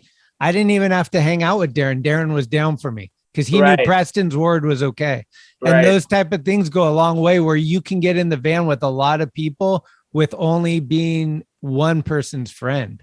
Exactly. As long as that person is respectable. True. Dude, I got in the goddamn van with the fucking 1.8. Oh, mama. And you know how they get down, dude. They don't like outside, dude. They're like gangbangers. And I was like, fuck, I didn't know, and everyone was fucking cool to me because I had Pete. Pete had my back, and they gave me a ride from Seattle down to San Diego, or to SF, actually. I needed a lift or whatever, but you know, like they were fucking cordial, that no one was a dick to me. So like, it's just what you were just saying, like by one word from what someone vouches for you, then like, unless you're obvious, but then you blow it or something, then that guy's kind of in the chair too. Like all of a sudden Pete's in the doghouse because he brought you. So you know, like that's just how it works. I heard, I don't know if this is true or not, but I heard somebody did a magnificent performance at a karaoke bar, ended up in the credits of the radio television video, and that led to a lot of doors open. Yeah. That wasn't the one I was there, right? That was a different one. No, you weren't there. Well, that was a big night though, huh? Is that the same one where did Pat Burke go to jail that night? You guys got kicked out of the bar. I think he told me something like that. Yeah. Oh, okay. Yeah. This is a Pat story right here. A little one. So we would stay at this house in Sacramento on all the slave trips, right next to Matt Rodriguez's house, actually. And there's this weird kind of just karaoke bar, nothing special. And we would all sometimes take our turn trying to sing a song or whatever. And then it was Pat's turn. And everyone hated us already in there, you know? And like when I sung, the dudes were like trying to boo me off before I even started because I was blowing it. And I had to tell the DJ to replay it so I could do it again. It's annoying. But Pat goes on probably like Jamie Thomas. Yeah, I did though. Yeah. Everyone was over it. But Pat goes up. I think he's sang like some heavy Metallica song or something like that. And right when the song starts, He grabs a pitcher off the dude's table in front of us and pours it over his head. Like, that's how the song started. Like, grab the pitcher, wham, over the head. And then I like, could totally see that. security was on him instantly. And this Metallica song is playing and Pat's running around, throwing chairs behind him. Yeah, that was that night. Patty Burke, love you. Yeah, he's killing Yeah, it. Pat Burke. Big love, Pat Burke. Shout out. True or false, for the Slave premiere, you brought enough It's ice cream sandwiches for anyone who wanted one. Oh, What? no, that was cool. You know what? There was an art show that Ben did a couple nights before the premiere. Uh-huh. And this homie that hangs out at the Vista House skate shop, he his family does like the ice cream business, ice cream man, you know, like his dad is the ice cream man or whatever. Okay. He was at this art show and he really wanted people to sign this board, but he just couldn't like get in there, you know? And I was like, what do you want with that board? And he's like, oh, I just want to sign it. So I like wrangled up everybody to sign it, you know, which is hard to do if you don't, whatever. He was really like, he really was thankful for that. So he hit me up and was like, dude, do you like ice cream? I was like, yeah, you know? And he after premiere, he had this huge box for me, dude, all ice cream, dry ice on the bottom. Yeah. And, dude, I was set all night. Hell all yeah. night and something to come home with. And he said, like, if you ever need ice cream or whatever, like, hit me up. So Damn, dude. That's the guy right there who needs the fucking ice cream. Craig Smith. BS. I think Ben and Jerry's like just gave him some free stock for all the shit that he's bought over the years. Danny might not know the story, but I don't really eat dairy for a long time. And then I got married in August. So last January 1st, I made a resolution in my head, no ice cream at all until I get married, because I wanted to look as good as I could in my tux, right? Yeah. And then the day after I got married, I ate 16 days in a row a pint of Ben & Jerry's every day, a different flavor. I thought I was going to eat 64 pints in 64 days and have a bracket and see what was the best flavor. And I fucking broke out into a crazy like rash and like just so I went to the doctor, and I might have told this story before, but it's hilarious. I go to the doctor and she's like, what's going on? Da, da, da, da. And then I finally we go through a bunch of testing and talking, and finally I bring up the ice cream thing, and she's like, come on, dude. Like, duh, that's what it is. Why didn't you tell me that first, asshole? Yeah, so I'm back off dairy. So you probably like, you probably gave yourself remission long enough to become like more lactose intolerant. Like, it was the best. It was the best 16 days ever. But then the 17th day, when I weighed on myself on the scale, I literally gained all the weight back I had lost plus more. I'll say plus 8. And it's just been like, with the COVID and stuff. I mean, I just want to give a shout out to my new sponsor, Smart Rope. Shout out. Damn, Smart Rope. What the fuck is that? Jumping? It's a weighted jump rope. Apex recovery, because sometimes you just get sore. Yeah. Oh man, Smart Rope. Dude, can I do a shout out to Smart Rope? I need to get me a good jump rope, man. Cranny, you would love this thing. Next time I see you, you're definitely gonna be on it, because you get an app on your phone, right? And then this thing has Bluetooth, and it counts how many times you do it. So if you do it for a half hour, it'll be like 335 times. Like, it tells you how many revolutions. Rotations. I suck at jump rope. I can do it backwards and not that good for not that long, but I can't do it forwards at all. I can only cross. I can right. I can only do the Roger Rabbit and the Running Man while I'm doing. That's it. But I want to get a good one, dude. I just okay, so my homeboy Rollins was in town, and he like went to the gym. He's been working out a bunch when we were go to Hammocky's thing. And next to the gym, I went to Ross, and I bought some white t-shirts, and I was looking for some boxers and shit. But dress for less. I fucking found a sick little workout pack. It was like on clearance or whatever, and it had jump rope, and it had push-up bar things. I've been doing for the last like 8-7 months, 100 push-ups to 200 a day. I could tell, man. My wrists are fucked. So I'm like, I need one of those things that Justin Strubing always uses, the perfect push-up type of thing or whatever. So it came with that, a jump rope, and a hand grip thing, whatever. But it was like $12. But I know that the fucking jump rope's a piece of shit. So I need smart rope in my life. Is it balanced or whatever, or weighted That's or a whatever? good ad right there. I think so. I don't know. I had COVID for the first 2 weeks of the year, so I haven't even got to use it. But I'm gonna probably use it today. I'm gonna probably go out and just fuck around with it. But it has this crazy thing where it's almost like Star Wars, where while you're doing it, a digital readout comes out in front of you, and you can see. No, it doesn't. I swear to God. Wait, Look at what this. do you mean? Oh, he's got photos.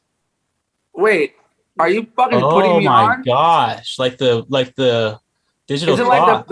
like the hologram thing on a BMW X5? Yeah, dude. Like, who knows what? That's amazing. Cheryl got for me. I'd never even heard of it before. I'm like, this thing is so Can I talk to kick-ass. the fucking brand manager of Smart Rope? Yeah, we need smart rope and smart water to like do a package, a collab. And that's when Living a Dream began. I only drink my alkaline water, but I make my own alkaline water now because I don't trust these fuckers who are selling alkaline water. You got to make your own to make sure it's real. Well, I got a good question for you. Probably both of you. I live in a 1-bedroom apartment. I want to graduate from the kettle on the stove. I need hot water instantly so I could just put a tea bag in my cup and go fill it with hot water without waiting. What do I get? That We one have an thing- electric one. It's the one that Jason had at Edge of America. It takes like 12 seconds and it boils it. Remember that thing? The electric one? Kenny? Well, no, Laura just got this one. It's like it just looks like a coffee pot, but it goes on a little plastic thing. As soon as you set it on there, it beeps. That's and it. there's the button. How long does it take? Less than a minute? Less than a minute, and it's hot. Yeah. Okay. When you first use it, it tastes weird though, because it's brand new. There's probably like factory grease or whatever on there, the lube or whatever. So it has a weird taste at first, but it goes away after time. I usually sprinkle a little turmeric and some nutmeg in there for the first couple of times, and it'll give it a good flavor for the That's good. 3 months. You gotta, with your coffee, Schmitty, you got to drink smart coffee. If you have a smart rope, because I stopped drinking coffee unless it has the golden milk, which is the turmeric powder, and then the fucking mushroom powder, which is like 10 different types of mushrooms, maitakes, lion's manes, all that shit. It's like cognitive and energy mixed with the turmeric. It tastes so damn good, and it's really good for you. What's that shit you turned me on to? It's like an oil, MCT, I think. Yeah, that shit's good too. Yeah. All right. Well, here's the best part of the whole experience. This is where I get to learn.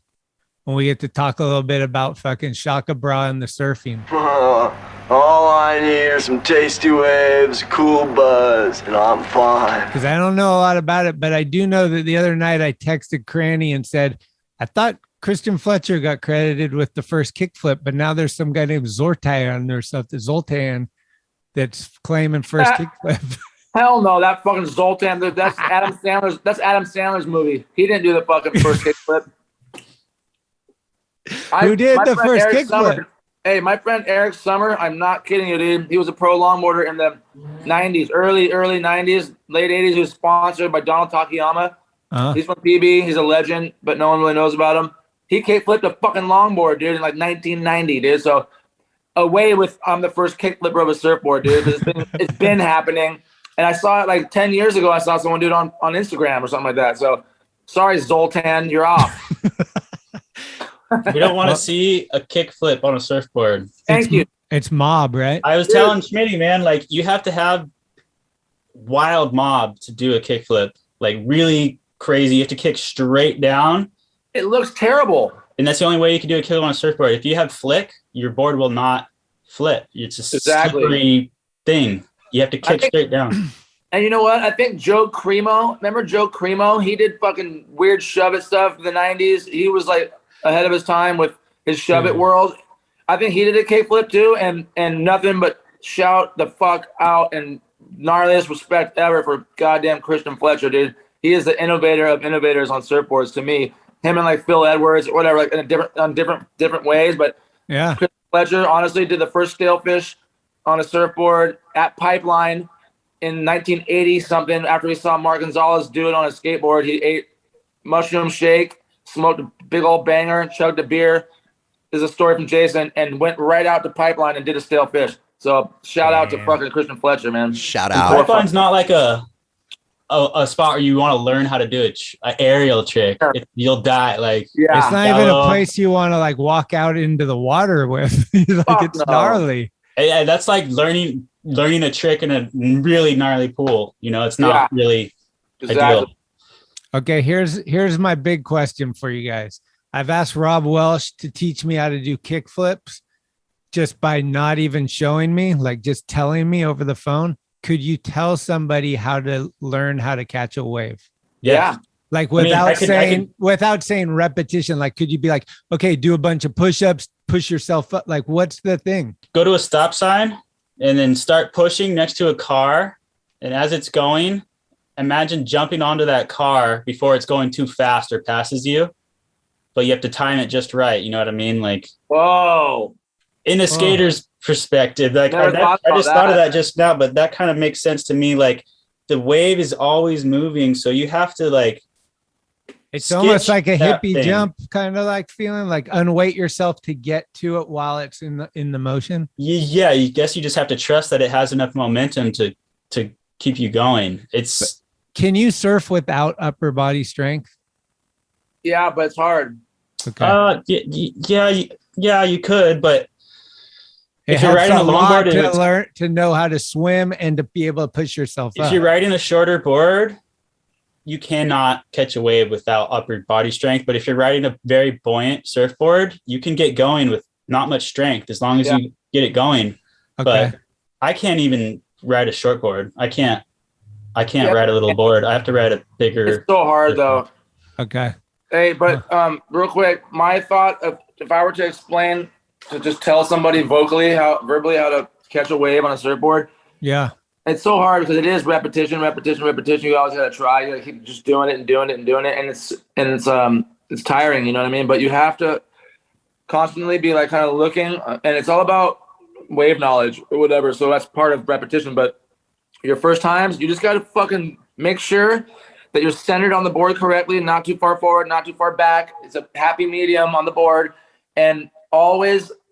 Doesn't matter when or what kind of wave, you have to kind of look where you're at in the wave. But once you start paddling, you turn, you paddle your fucking ass off, dude. You can't it's better to paddle more than less, because that was a big thing. You know, it still is. Like I see a lot of people all the time paddle. They're almost in the wave and they start to get up and they lose the wave. They get pushed out. No, you have to make sure you feel yourself being sucked into that wave before you try to get up. You know what I mean? That's a key right there. You got to paddle your ass off and then make sure you feel that momentum and you're sucked into that wave, or else you're not going to really get into that wave. You know what I mean? It's just, but to be honest, it's just repetition, dude. You have to just do it over and over. What Alex just said about being centered on the board when you stand up, more importantly, is being in the right spot on your board when you're paddling. That's what I meant. Okay, sorry. Like you want it to be, but not nosedive. If you're an inch too far back, or a half inch, like a lot of times, what a lot of surfers do, and I think I do, you get almost too far up, and then you kind of like arch your back. You know what I mean? Like, say you're laying on the board and it looks like the nose is sinking, and then you arch your back up so your head's above the water a lot. And then if you need to lean forward, you just go like that. You know what I mean? Yeah. It's something like simple as that. I see people learning how to surf and they're just a little bit too far behind. Past the point you really want to, and then pull it back. Yeah, you have to be ready to keep the nose out of the water. Dude, I want to do it so bad. Yeah. That's why, like, I was literally saying that. I didn't mean standing up on the board. I meant paddling. I should have specified. I was like, when you're paddling, you have to have that happy medium where, like, you're not too far forward, you're not too far back, because that is what's going to determine if you're too far back, you're not getting that fucking wave. I don't care how hard you're paddling. It's like, you're just being detrimental to your forward motion. And then too far forward, you're going to pearl every time. So it's just a weird, and then repetition, dude. You got to keep doing it so where you feel you know where to be on the board every time. What's your favorite wave you ever surfed, Dan? Have you traveled a bunch with the surfing or not too much? When I was younger, I traveled a lot with my friend Daryl Goodrum. His dad is a surfboard shaper. He was actually featured in the movie 5 Summer Stories. So I kind of like looked up to him, and he was the one that was doing a lot of surf contests, and I would just go along for the ride, and I would get to go to all these cool places. He would be in the contest. I would be down the beach surfing somewhere cool, like, you know, that I've never been. A lot of Mexico trips, but I guess my favorite wave that I've only surfed good once is Belsey Land in Hawaii. Oh, Hawaii. Yeah. Because I'm a regular footer mainly. It's a right. Was that with me or no? I was with we tried to surf there one day, but we surfed. We were like in Freddie Land. We were in Belsey Land. We were directly next to it. You're right. You were ripping that. It was scary too. It was shallow as fuck. Is that Maui or no, it's Oahu? No, sure. Oahu. I'm going to Big Island in 2 weeks. That's where Danny will beat the shit out of anyone behind Fletty's. There's like a shack behind Fletty's, and he'll fucking swap your fucking nose will stay all broke. It also depends. Like, I don't know. At home is what I'm most used to, and it's just the opposite of Belsey Land, which would be a beach break. Where's that? Like Carlsbad? Yeah, Carlsbad, Encinitas. There's a lot of beaches, a lot of beach breaks. So my ideal wave is like day after the storm, where there's a lot of peaky waves popping up everywhere, but it's not windy. So it's like you don't have to paddle out far. Catch your one quick wave, boom, you might catch another one on your way out. It's like that's my favorite kind of thing compared to little peaky wedges, just kind of little ramps that pop up out of nowhere. Okay. Yeah, San Francisco. Have you tried surfing up here? Fuck no. It's so gnarly. There's been times where I tried to paddle out and I just couldn't even get out. It's hell, dude. You got to put on a fucking 5mm wetsuit. There's great white sharks. There's like floating pieces of logs. You're under the Golden Gate Bridge. The water is 14 degrees. Booties. Like booties, hood, gloves. Like, fuck that, man.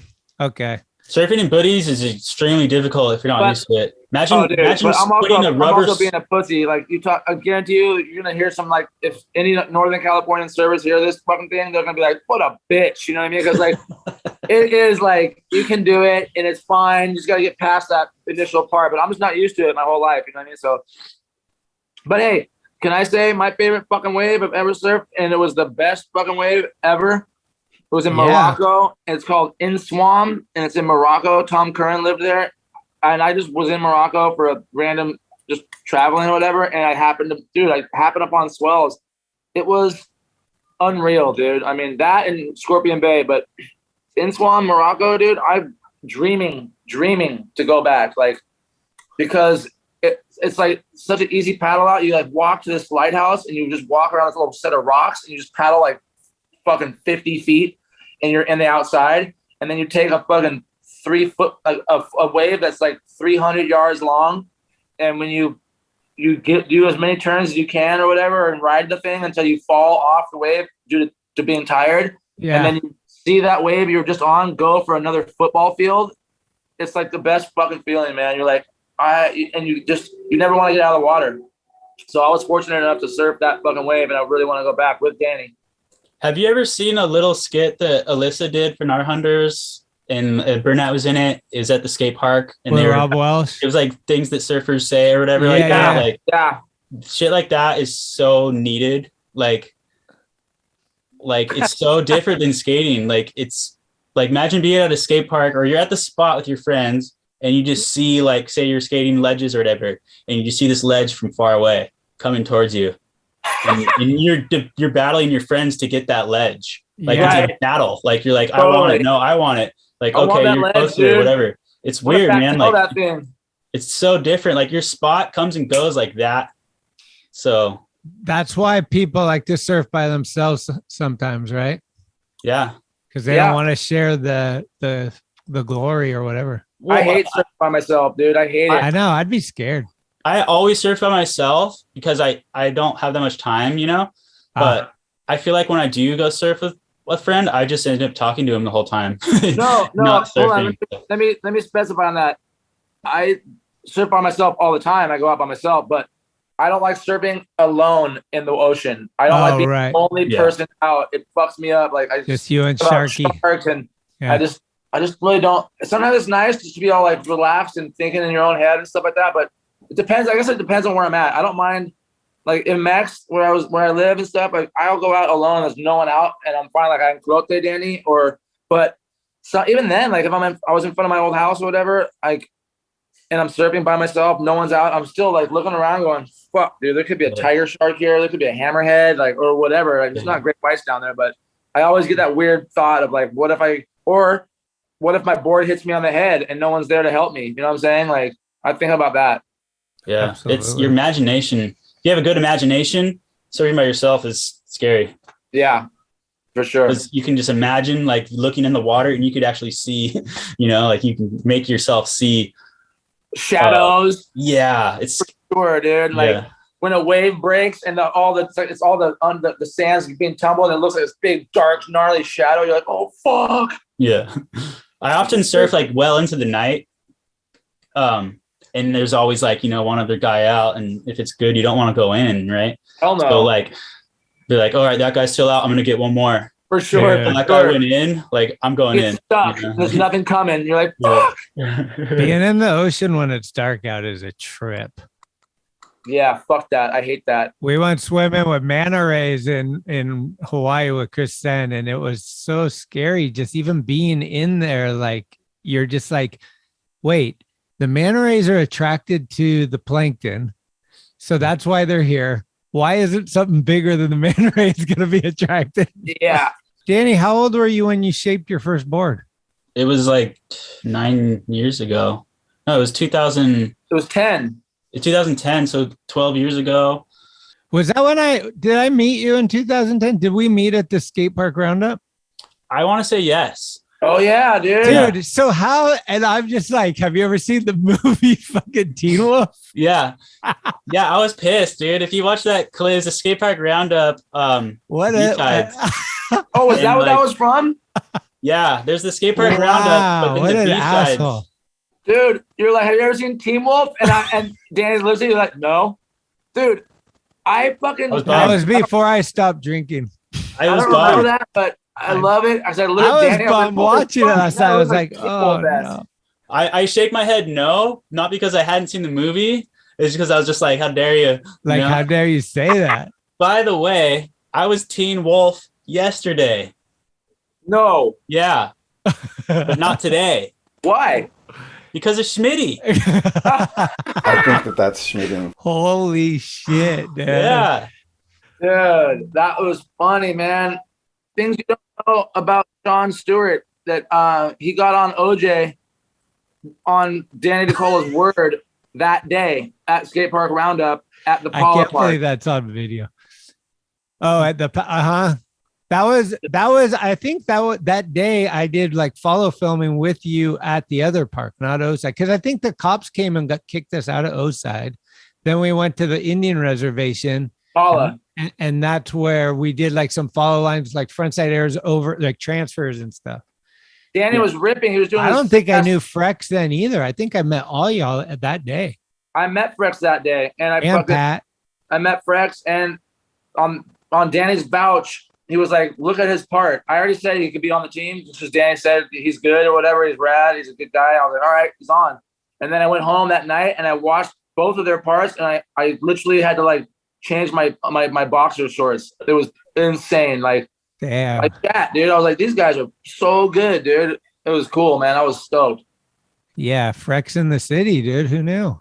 Fucking rips, That was man. the first time meeting you, and first time meeting P-Stone, and first time meeting Phelps. It was, yeah.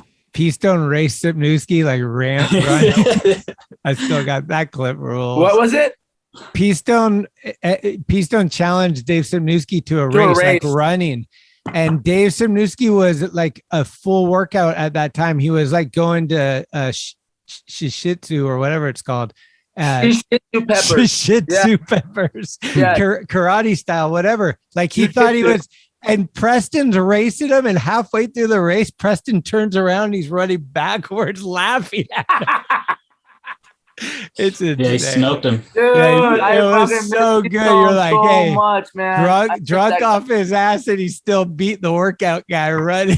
We're like, we were dying. We're like, Dave, come on. Stoney was fucking his physical prowess was next level. You're like, Jesus Christ. Like, he looks doughy and everything, and then you touch him, he's like a fucking rock. I'd like to have him and Frex in a GPS contest.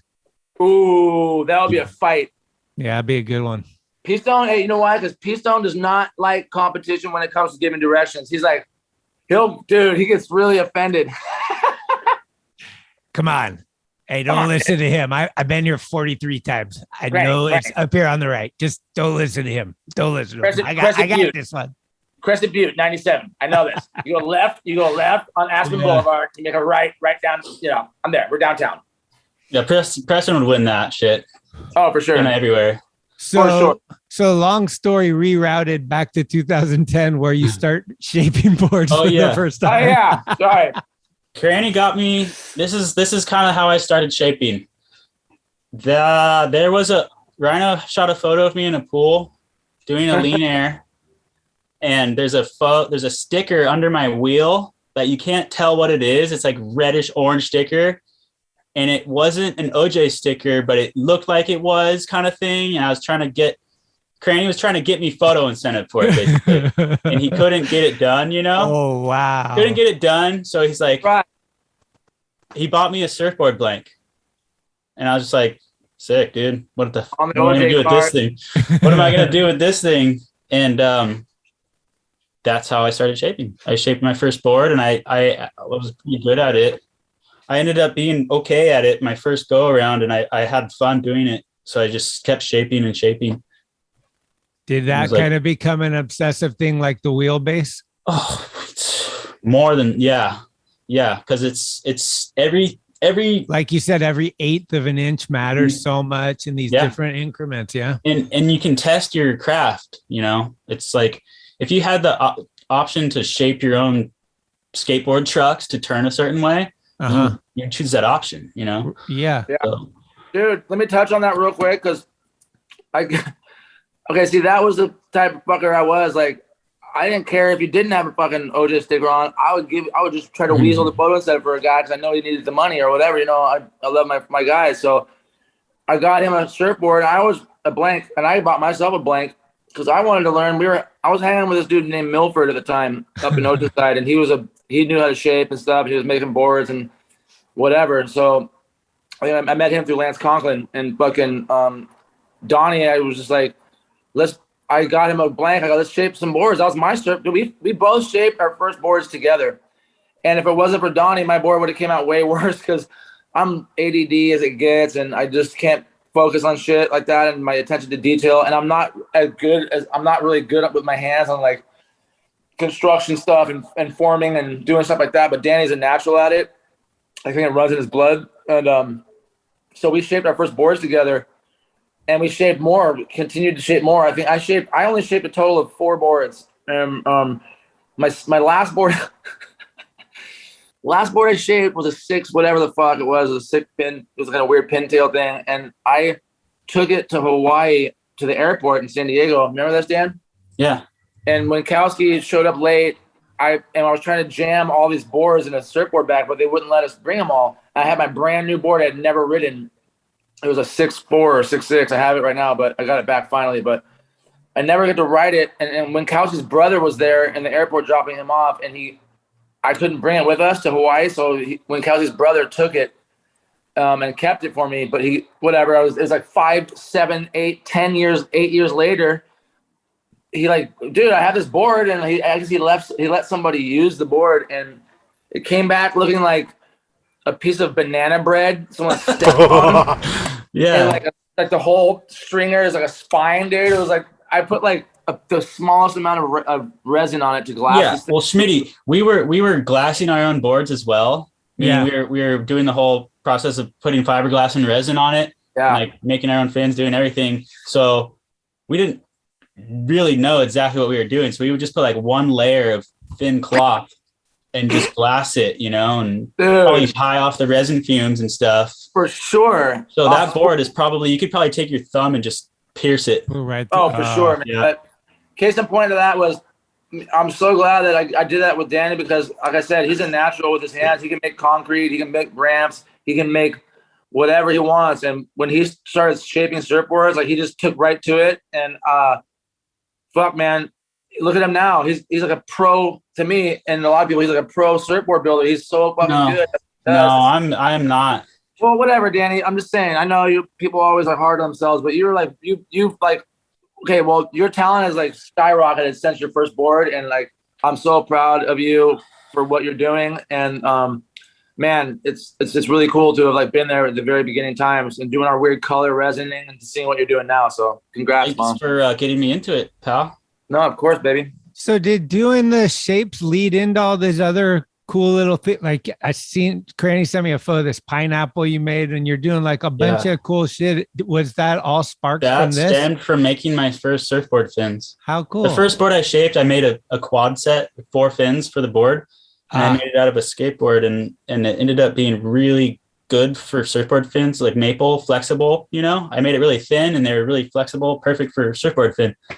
But they turned out, I liked how they turned out. So I just kept using skateboards for, I kept saving all my boards and using them. So you use recycled skateboards for the actual fin? For the fins. Wow. I ended up getting a bunch of skateboards that had no concave pressed into them, so they were so easy to use. Okay. They were repurposed from the skate factory, but they weren't used skateboards, so I didn't have to sand off anything, and like I didn't have to cut through concave. Game changer. But and shout out Hungry Angry, dude out. Danny did that. I've never seen anybody do that with skateboards to make them fins, and I tried to do it with one set. It took me so long. It's seriously not easy to do that shit. So the way he does it, it's beautiful, man. So that's a talent right there. Sorry, my mom just came home, and just want to make sure. Hi, babe. That's my mom. Look, my gorgeous mom. Hello. Best hey, how you doing? Annie, that's Schmitty. Hi. Do you remember Schmitty? I Greg? know Schmitty, yeah. Sorry, guys. I had to give my mom some props there. Shout out, Mom. Shout out. Well, Awesome. I got a challenge for Cranny. What's up? Danny's got something called the Tinfoil Surprise. What is it? God damn it. Am I allowed one hint? I mean, if you need a hint, you need a hint. Tinfoil Surprise? Yeah, it's something rad that he cooks on a campfire. Give it to me. Go ahead, shoot. What is it, Daddy? It's probably going to be just like a makeshift chili relleno. I just get what are they, like poblano peppers, string cheese, and I mean you cut the top off the pepper and you just throw a string cheese right in there. It's already cut to the shape, you know. Yes. And I never did it full on, but you could do it with egg and do a full on chili relleno, but just the grilled chili relleno with the cheese in it. That's what I could think of. Dude, that's so good sounding. What's the stick stew? Oh, the stick stew, man. Yeah, that was just keeping it really budget on a trip, you know? And just That's how we like it. Just getting 99-cent store cans of chili. Woo. And I think the stick stew was I was just stirring it with a stick. Okay. So that's why it was called stick stew. We would just get the cheddar wurst dogs all the time. Oh, those were, yeah. You thought you were living so large when you had a little cheese inside the hot dog. Yeah. Gnarly cheese. Gnarly. Yeah. So fucking crazy. Cranny was mentioning the Swiveler van. Oh yeah, the 80s Toyota vans. Had one of those. It was an 85 Toyota van, and I loved it. It can turn on a dime. Dude, on a dime. You can load it up with like 12-foot long pieces of lumber. You can put all your friends in the back of it. Oh, it's like the ultimate curb alert fucking mobile. It's a small van too. Was it trustworthy? Could you take it miles? I've taken it to like Big Sur and stuff like that, way down into Mexico. Like I've taken it up to Big Sur and probably equally as south down into Mexico. So yeah, it was pretty reliable. Okay. I love that van. After seeing Danny being in, I'm like, dude, I would run one of these. I've seen them, like they're expensive when they because they can get the swivelers. There's like Mitsubishi makes them too, and there's like 4x4 versions with a lifted like the big tires and shit. I'm like, damn, dude. I had both. I had the Mitsubishi That's after right. the Toyota. Same style. You sit in front of the wheels. You basically sit on top of the wheels. Yeah. Right in the engine. It's pretty dangerous, but I mean, you sit up high like a bus. Yeah, my dad had that one. It's so much fun to drive. With like sick drive, dude. The oval window in the back on the side. It's almost like the Scooby-Doo like mystery van or whatever. Such good visibility. It's shorter though. It's not like the Scooby-Doo mystery van was like a fucking It's like an Econoline. Econoline. This is like a totally different animal, way shorter. Okay. Danny, what was it like doing that out there for Thrasher? You kind of got pretty personal in that, and that must have been challenging little situation for you to talk about that stuff in depth during that time and whatnot. Like how was that? It really wasn't, because it was so many years went by before that video. So it was a big weight off my shoulders, if anything. Oh, it wasn't like new. No, it wasn't hard. It was hard to like line it up more than to talk about it. Okay. Because it's just part of my life, you know? Uh-huh. And I'm not trying to hide it. I just didn't want to bum other people out, basically. Yeah, it seemed like you were kind of is what your mentality was, that you didn't want to like I don't want to tell Cranny because I don't want him to worry about me. Yeah, because I didn't know what the end result was going to be, so I don't want to scare anyone else. And like, there was times on that second Hawaii trip we were on. I went on multiple trips before I told people about it, and I was like, all right, this is the trip. I'm just going to tell everybody that I have MS, and it's just going to be easy. I'm going to tell everyone, and people are going to be like, cool, let's keep going. And I remember like I went out to where everyone was partying, like everyone was playing dice and stuff, and I was like, all right, yeah, I'm just going to interrupt everyone and tell them some shitty stuff. And I was like, skip it, man. Like, who cares? So, but I was never seemed like the right place or the right time. It never really is, you know? So yeah, this is, because I mean, you know, you're asking about it, and it is part of my life that I deal with. Yeah. And I'm just really fortunate that I don't have a severe case of it. Yeah, me too, Doc. You deal with it, like you said, sorry to interrupt, but you deal with it really well. And honestly, like, that was such a crushing thing for me to hear. And because I care about you so much, and I want you around till as long as I'm around, or more. Obviously, you're gonna be around more than I am because I'm fucking older. But I just like when you said when I heard that, it was just like, holy fuck. And the way Danny has like managed it, and and continued to fucking rip his ass off at everything he does, like with having, you know, MS, which is such a super gnarly, you know, thing to deal with. Like, I'm so proud of you, and stoked, man, that like you're still out there just getting it, dude. You're like, you know, like, so thanks. Big up for that, babe. Thank you. Yeah, it was just something that I just wanted to keep it to myself until I couldn't hide it, you know? Right. I got kind of tired of lying to people, like, oh, I can't come skate because I have to go to the dentist if I was having a bad day, or, you know. Right. So, I remember when you were in town, you guys were both in town, and I had like just told Cranny about it and stuff like that, and you, and dude, yeah, like I got invited to skate Jehovah's ramp. Like, Jehovah just hit me up out of nowhere. That's fucking cancer. Fucking damn. To skate, and I couldn't go, you know, and I was just like, fuck. But shit like that, you know, it's like, well, I can't go. I'm not going to tell them why I can't go. Yeah. Right. Okay. What new positive perspective have you gotten since being diagnosed? Like, what have you learned, and like, what could you say about that? Like, is there something that you could tell people that if they got it, that you've learned in information or anything, or like how you keep positive in your mantras? If anything, yeah, I feel like it's been also kind of a blessing in disguise to just take better care of my body. You know, I used to party, you know, and I don't anymore unless, you know, duty calls. Right. But yeah, like it's just I take better care of my body. I have a lot more empathy towards people that are disabled, you know, and I'm a better person because of it. I feel like, Okay. because I have to go and get my infusions once a month, and I get to see people that are really dying, you know. So if I saw that person out on the street, I wouldn't think they had anything going on. So everyone's got something going on, you know. So that's the way I take it. Like, absolutely, you can't really like make fun of somebody for something because you don't know what the hell is going on inside of them. Absolutely. Does it help having your wife be a nurse? Like, is she like more? I guess she would probably be less fear factor because she's kind of in tune with medicine and how everything works and stuff. Yeah, she explains to me what's going on because it's so confusing. You know what I mean? Like, cool.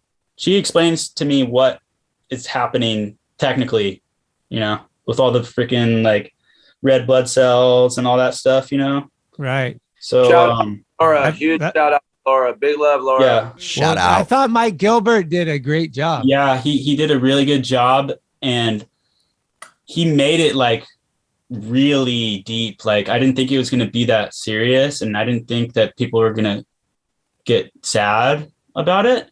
Oh no. But people did, you know, and I didn't want that. That's why I didn't tell anyone in the first place, you know, because I didn't want people to be bummed out. So totally. I mean, at the end of it, it flips around and, you know, it turns into a better, happier thing. But the first like 3/4 is just like pretty down. Yeah. Mike created that whole, the thing called Out There, like that whole category. Mm-hmm. And, I didn't know that. He put a lot of time and energy in making it kind of an emotional ride of a skateboarder. And the ones he's done are definitely, you can tell where he put his print on those there. Yeah. I was just like, that's cool. Hey, I get it, but wow, how do you get the person? Because to me, it's like, let's say I didn't know you that well. How am I going to get you to talk about these really deep things and stuff? That's an art form in itself. Yeah. He was just, she's a professional. Yeah. You know, you're right. And he would follow me. He followed me to school. He followed me to the hospital just to get the shots, you know, like he came on 2 different surf sessions. Rad. He hired my friend Ed to shoot water photography. So he had that angle. Oh, no way. Yeah. Okay. Like that barrel ride from? Huh? That barrel ride you were in? Yeah. That you sent me a long time ago. You was pulling in the sickest little tube. Was that in there? I forgot. I haven't that was in the thing. Yeah. Fuck. That was a great angle. Did you guys see that Grindland documentary? Not yet. Really? Ooh. I don't watch it no more, Schmitty. I'm in the same boat. Like I'm not just going to start playing it while my daughter's like tugging on my arm. Like I need to like headphones. Right. You need like to lock the door and have like 2 boxes of Kleenex. Yeah, I know. Really? It's like that? I cried. Yeah, that's what I heard. Man, I'm sure. Monk, yeah, dude. There's like some killer stories, and yeah, dude, it's. I haven't watched it, not because of that. I just don't watch stuff that much anymore, but I do. It's like it's at least an hour. You need to have some time on your hands. For sure. I need a big old spliff and some tissues for sure. Yep. Maybe set it up almost like a date. Like, okay, next Thursday night I'm gonna do this, right. And like, it's not a spur of the moment thing. I don't think. I think you want to be. Like, I just recently watched the Creature video like a month after it came out, just because I wasn't prepared. You know, like I wasn't ready for it. So finally watched it. Seen it, dude. I saw some of it. I've seen some of it.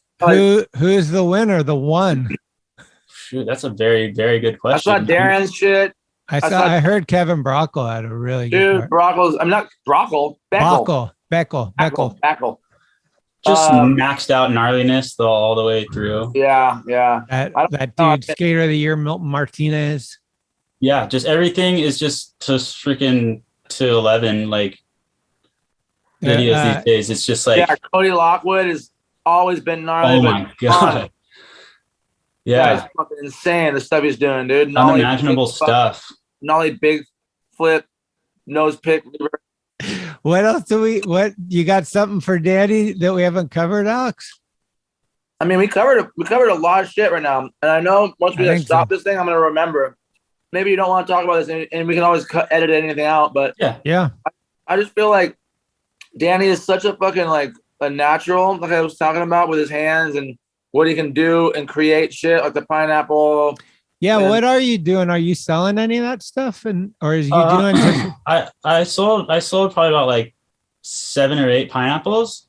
Cranny has one of them here with me finished. Art is kind of hard for me.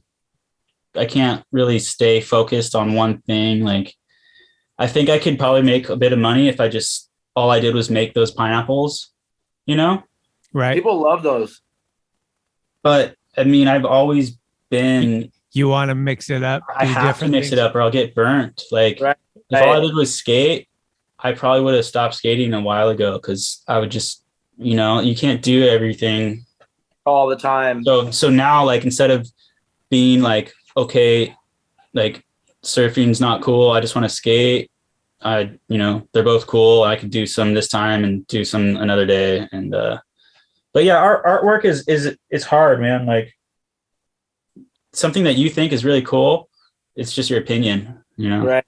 Totally. So what you think it's worth isn't what it's worth, But would you or would you not say that you are your worst critic? Like, if you actually like it, do other people like it? A lot of times you're like blowing your brains out over some minute thing that only you can see. Yeah. Everyone else is like, what are you talking about? You're like, and you're like fucking losing your mind. And it takes 2 weeks to correct this thing that no one else could see. And I have that in my brain. Like, I don't see the obvious, and then I'll see the unobvious. If there's somebody out there that they aren't their worst critic, then it kind of shows, Right. Yeah, exactly.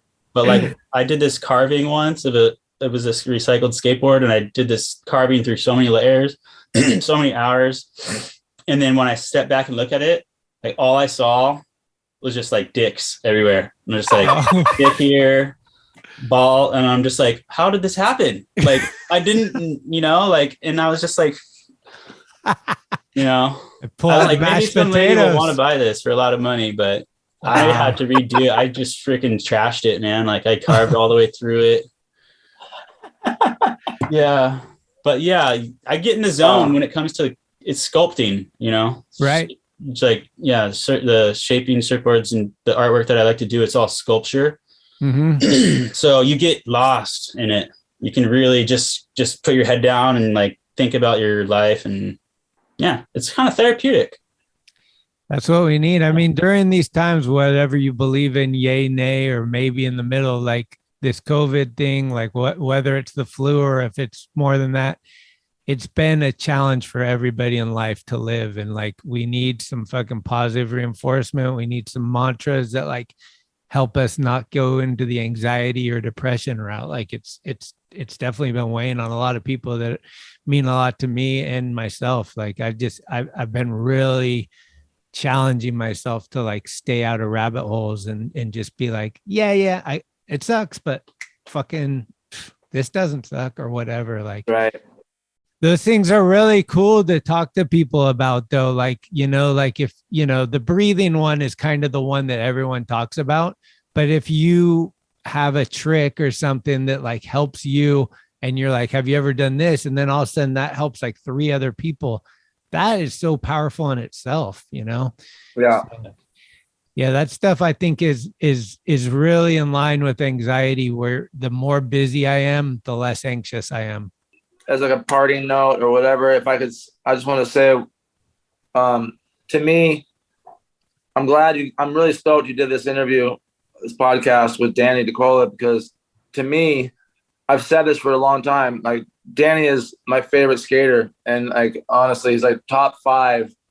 I put him in 6. Remember once in my podcast, I think Danny was in like top 6. Sam, it was a bunch of gnarly guys, but he's like one of my, to me, Danny is the consummate skateboarder, and life liver, because he embodies skateboarding to me, because it comes from surfing. He's an amazing surfer. He's a talent. He isn't a pussy. He's like that, because skateboarding is raw, dude. Fuck this new world that we live in skateboarding. We did it in the 80s and 90s and stuff like that. And, when it wasn't fucking soft, you know, and Danny still has that element in him 100%. And style, humility, complete humble human being, but knows his self-worth. Ripper extraordinaire. To me, he's like the total package of a skateboarder, and I'm so stoked to call him one of my best homies and to have had the experiences I've had with you, Danny. I love you, and I'm so you. do this stuff, you know, right now. Like, fuck, man, this is important shit. So I'm glad we got to cover a part of Danny DeCola's life, because he is important to skateboarding. You're far too kind, because yeah, thank you. Yeah, I've been looking forward to it for a while. We've been talking about it in the text lines going back and forth. So I'm glad it came, you know, it's actually happened and stuff. Hell yeah. Yeah, thank you for making it happen. Dude, thanks for doing it. This has been my vessel for like connecting with people. I haven't traveled much at all. I haven't done or gone anywhere in 3 years. I went to San Diego once. Me and Cheryl have taken some like weekend getaway drives and stuff. Haven't been on a plane once. Like, we're going to Hawaii in February. That'll be the first time I get on a plane in 3 years. So cool. It's just super. I never take for granted the time I spend with special people. You guys are both special to me. And like, I just always appreciate like the minutes, the hours, the whatever it is, our trips, our texts, all that stuff is just like, you know, we're getting older and we're getting more in tune by losing some of these people too soon. And I think it just is helping us really understand how like each moment is very special. Absolutely. Yeah. 100%. Absolutely. So yeah, that's totally true, man. And Cranny's always been ahead of the game when it comes to like telling your friends that I love you, you know, and stuff like that. Like, oftentimes when people die, there's someone commenting on their Instagram after they've gone, telling them how much they mean to them and stuff like that. But you should be saying that now while they can hear it and when you feel it, think it. So thank you, Cranny, for being like that, because I try to be like that as well. And it's good to do. Cranny's definitely like a weather vane. He like connects a lot of people too. Like Cranny's kind of the same type of person that like Preston was, where it's like, Cranny stoked on somebody and he brings that person to somebody else, and now they're a bigger group because of like Cranny's people have respect for how he thinks about people. And I feel like that OJ stuff was, I mean, dude, how many trips were around someone's birthday? Like, it was always a trip, and it was always such a rad experience just to go on a trip. But Cranny made it like extra special by like, and it's Dicola's birthday, and we're giving Peace Stone his wheel for the first time. Like, there was always like, and we're going to the beach no matter what. Yeah, like, there, it was just like the whipped cream stacks were just da. You said it. Yeah, I know. Well, I feel like, and thank you guys. That's I appreciate that. You guys say that. That's super sweet of you to say something like that, and I love you guys. It was just natural, you know, like, we're all homies. I wanted to have the best time ever and not be all business, you know what I mean? Because I knew that the crew that we had assembled, shit was going to go down, you know, like, you guys are just rippers. And if we have the best time while we're out ripping, you know, like, no one wants to be under the pressure cooker, dude. Fuck out of here, dude. Let's just have fun and organically watch what happens. And every time we got something bitching, you know what I mean? So like, it worked out like that. So why fuck with the recipe when it's already working? We're going to do a 2-week long trip. 1 week we're going to skate. The next week we're going to surf. Like, it was just like too good to be true. We're going to eat some good meals and fucking. Oh, for sure. And until my card is maxed out, we fucking eat the best food or the good food. Day 2. It's maxed out day 2. Day 2. But I got a spare card. And I got somebody, an accountant I can call to fucking open up this card. Plus, I got a pocket full of shiitake mushrooms. Yeah. And I got hella product in the back being hustle for shit. Yeah. So we're good. All right, Cranny, what song is Dicola going to end this with? Oh my God, dude. That's so hard to say. I'm thinking like Night Moves by Bob Seger or no, I'm joking there. Shit, dude. September Night, October Night by Witch. I forgot what the hell that song's called. I don't know, dude. You stumped me. Stump the nuck. What do we got, Danny? I'll just throw one out that I've been listening to, and it's called. It's a song by Velvet Fog, and it's a redo of a Clapton song or a Cream song. I'm So Glad by Velvet Fog. Kind of takes about 2.5 minutes to get going, but once it's going, it's got some surf rock sound, some psychedelic rock, and it's Clapton lyrics. So, hey, dude, Velvet Fog. That means that's kind of like a dude who had a bunch of beet salad the night before, and then fucking he's farting that next morning. Just Velvet Fog off the log. Yeah, and they'll be opening next week for my band, Urine Trouble. Urine. Yeah, Trouble. and it's funny you say that. Urine Trouble is actually they have headlined one time for my old best friend's band, Ray Quagle. He was the bassist actually for these guys. Toggle Drama. Yeah. You'll see they're electric, but they're great. Speaking of urine, you didn't see me do this, did you? Whoa! Look at that I filled this magic one up, trick. and I ran out of space, so I had to fill up the coffee cup. You guys didn't see me do that, did you? But guess what, Danny? Urine. Guess what? Grand, dude. Look under the table. I got my GoPro set up. That Danny Dicola piss angle. Holy shit, dude! I think we did it. Right on. That was a good one. Dude. That's fun, man. That was 2 hours right there. That was 6 hours, and you came in 4 hours late. So Well, I came in at 2:00. So for me, it was 2 hours and 15 minutes. How many? What do you think the over under is on how many trips you had to go back to the van before you could start whatever the session was happening? Like, oops, I forgot this. Go back, get it, come back. Oh, fuck, I forgot. Yeah. I mean, not many, to be honest, because weed and papers and stuff like that. Yeah, that's pretty much it. We'll go 3. We'll go 3. Ding! Three's my lucky number, too. And favorite skate park? Danny? Favorite skate park? I got 2 in my mind. You go first. Okay, I got 2. Well, what do you think? Right away, the first one that popped in my head, and it is a skate park. It's in Florianopolis, Brazil. It's called Club Deutsch. And is that Pedro's backyard? It's the snake run. It looks like it's from the Flintstones.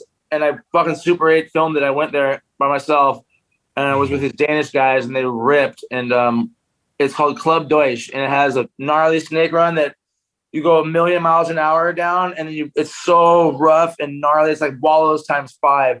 And then you end up in a concrete vert ramp. And that was just from the pure gnarliness of it. And it's so steep and everything. That is number 1, I'm thinking. And then number 2, Newberg, Oregon, dude. Whoa. Fuck S, Dreamland. Get red, you're the man. I went there it was crazy with Lance and fucking Neil and Lance Conklin. That was the biggest skate park in the country for a while. Dude, Tony Trujillo, fucking one of my favorite photos of all time when he's got the helmet in his hand doing a fucking a grasser or whatever, bitch slap, a method air or whatever you want to call it, over the hip with the helmet in his hand. Just so much. Lance annihilated that park. Like, that park has so many fun options, and it was so unique. That's one of my favorite parks of all time for sure.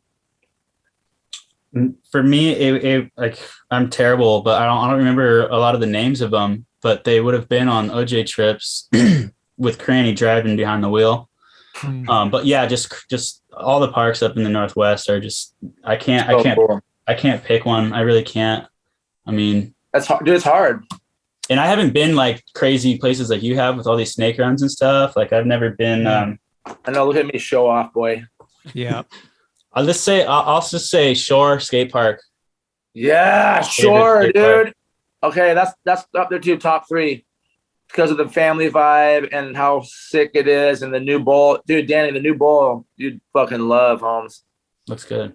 I'm just gonna say Orcas Island. Shout out, one last shout out for me. I've done many shout outs on this thing, but shout out the Fernandez family. Shout out Lalo, Emilio. Shout out. Miriam. Shout out. Yvonne and Ceci. Shout out. And the newest addition to the family, Ukai. Shout out. So big love to that. ¿Qué onda, boy? ¿Qué ¿Qué onda, vato loco? No Is that Punta Mita? What's that? Yeah. Is that Punta Mita? Is that have they done more work on the park down there? Just that bowl that we were working on for the last couple of years. We built that clover Red side. did that one, right? And then they built this sick little funnel, actually, dude. It's Emilio. Dude, Emilio is so good, man. Like, he's getting so good with his concrete skills. And he built this cool funnel loop thing that you can do. You can like hit the loop and then roll into the deep end. And it's really cool, man. It's a really, really great scene down there. Nice. Well, I love you guys. I think I might have a little velvet fog still from the COVID, but it's clearing up, baby. It's clearing up. That's right. I'm glad you're healthy, baby. Let's get it together sometime soon. Yeah, man. Yeah. Love you guys, man. Thanks, Schmitty, for making this happen, man. It was really, really special. Love you all. I'll see you soon. All right. Peace out. Peace out, my friends. Thank you, guys. Yeah. Thank you for listening to another episode of Talking Schmit. You can subscribe to the show on iTunes, Anchor, Spotify, or anywhere you get your podcasts.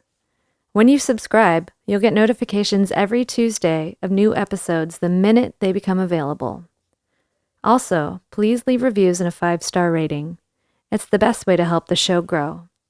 All of the episodes will always remain free, but if you would like to help support the show, you can do so at talkingschmit.com, where you can pick up some merchandise like t-shirts, beanies, hats, and stickers. The website has an entire archive of all of the episodes, with extra photos and videos. Email us with any suggestions, comments, or ways that the show may have improved your life at talkingschmit@gmail.com. All interviews are conducted, edited, and produced by Schmitty. The intro music is Mary's Cross by the band Nature. A very special shout out goes to the executive director, Cheryl Camisa. Shout out. Love it! This is Talking Schmit, where the Rolodex is deep, but the conversation is deeper.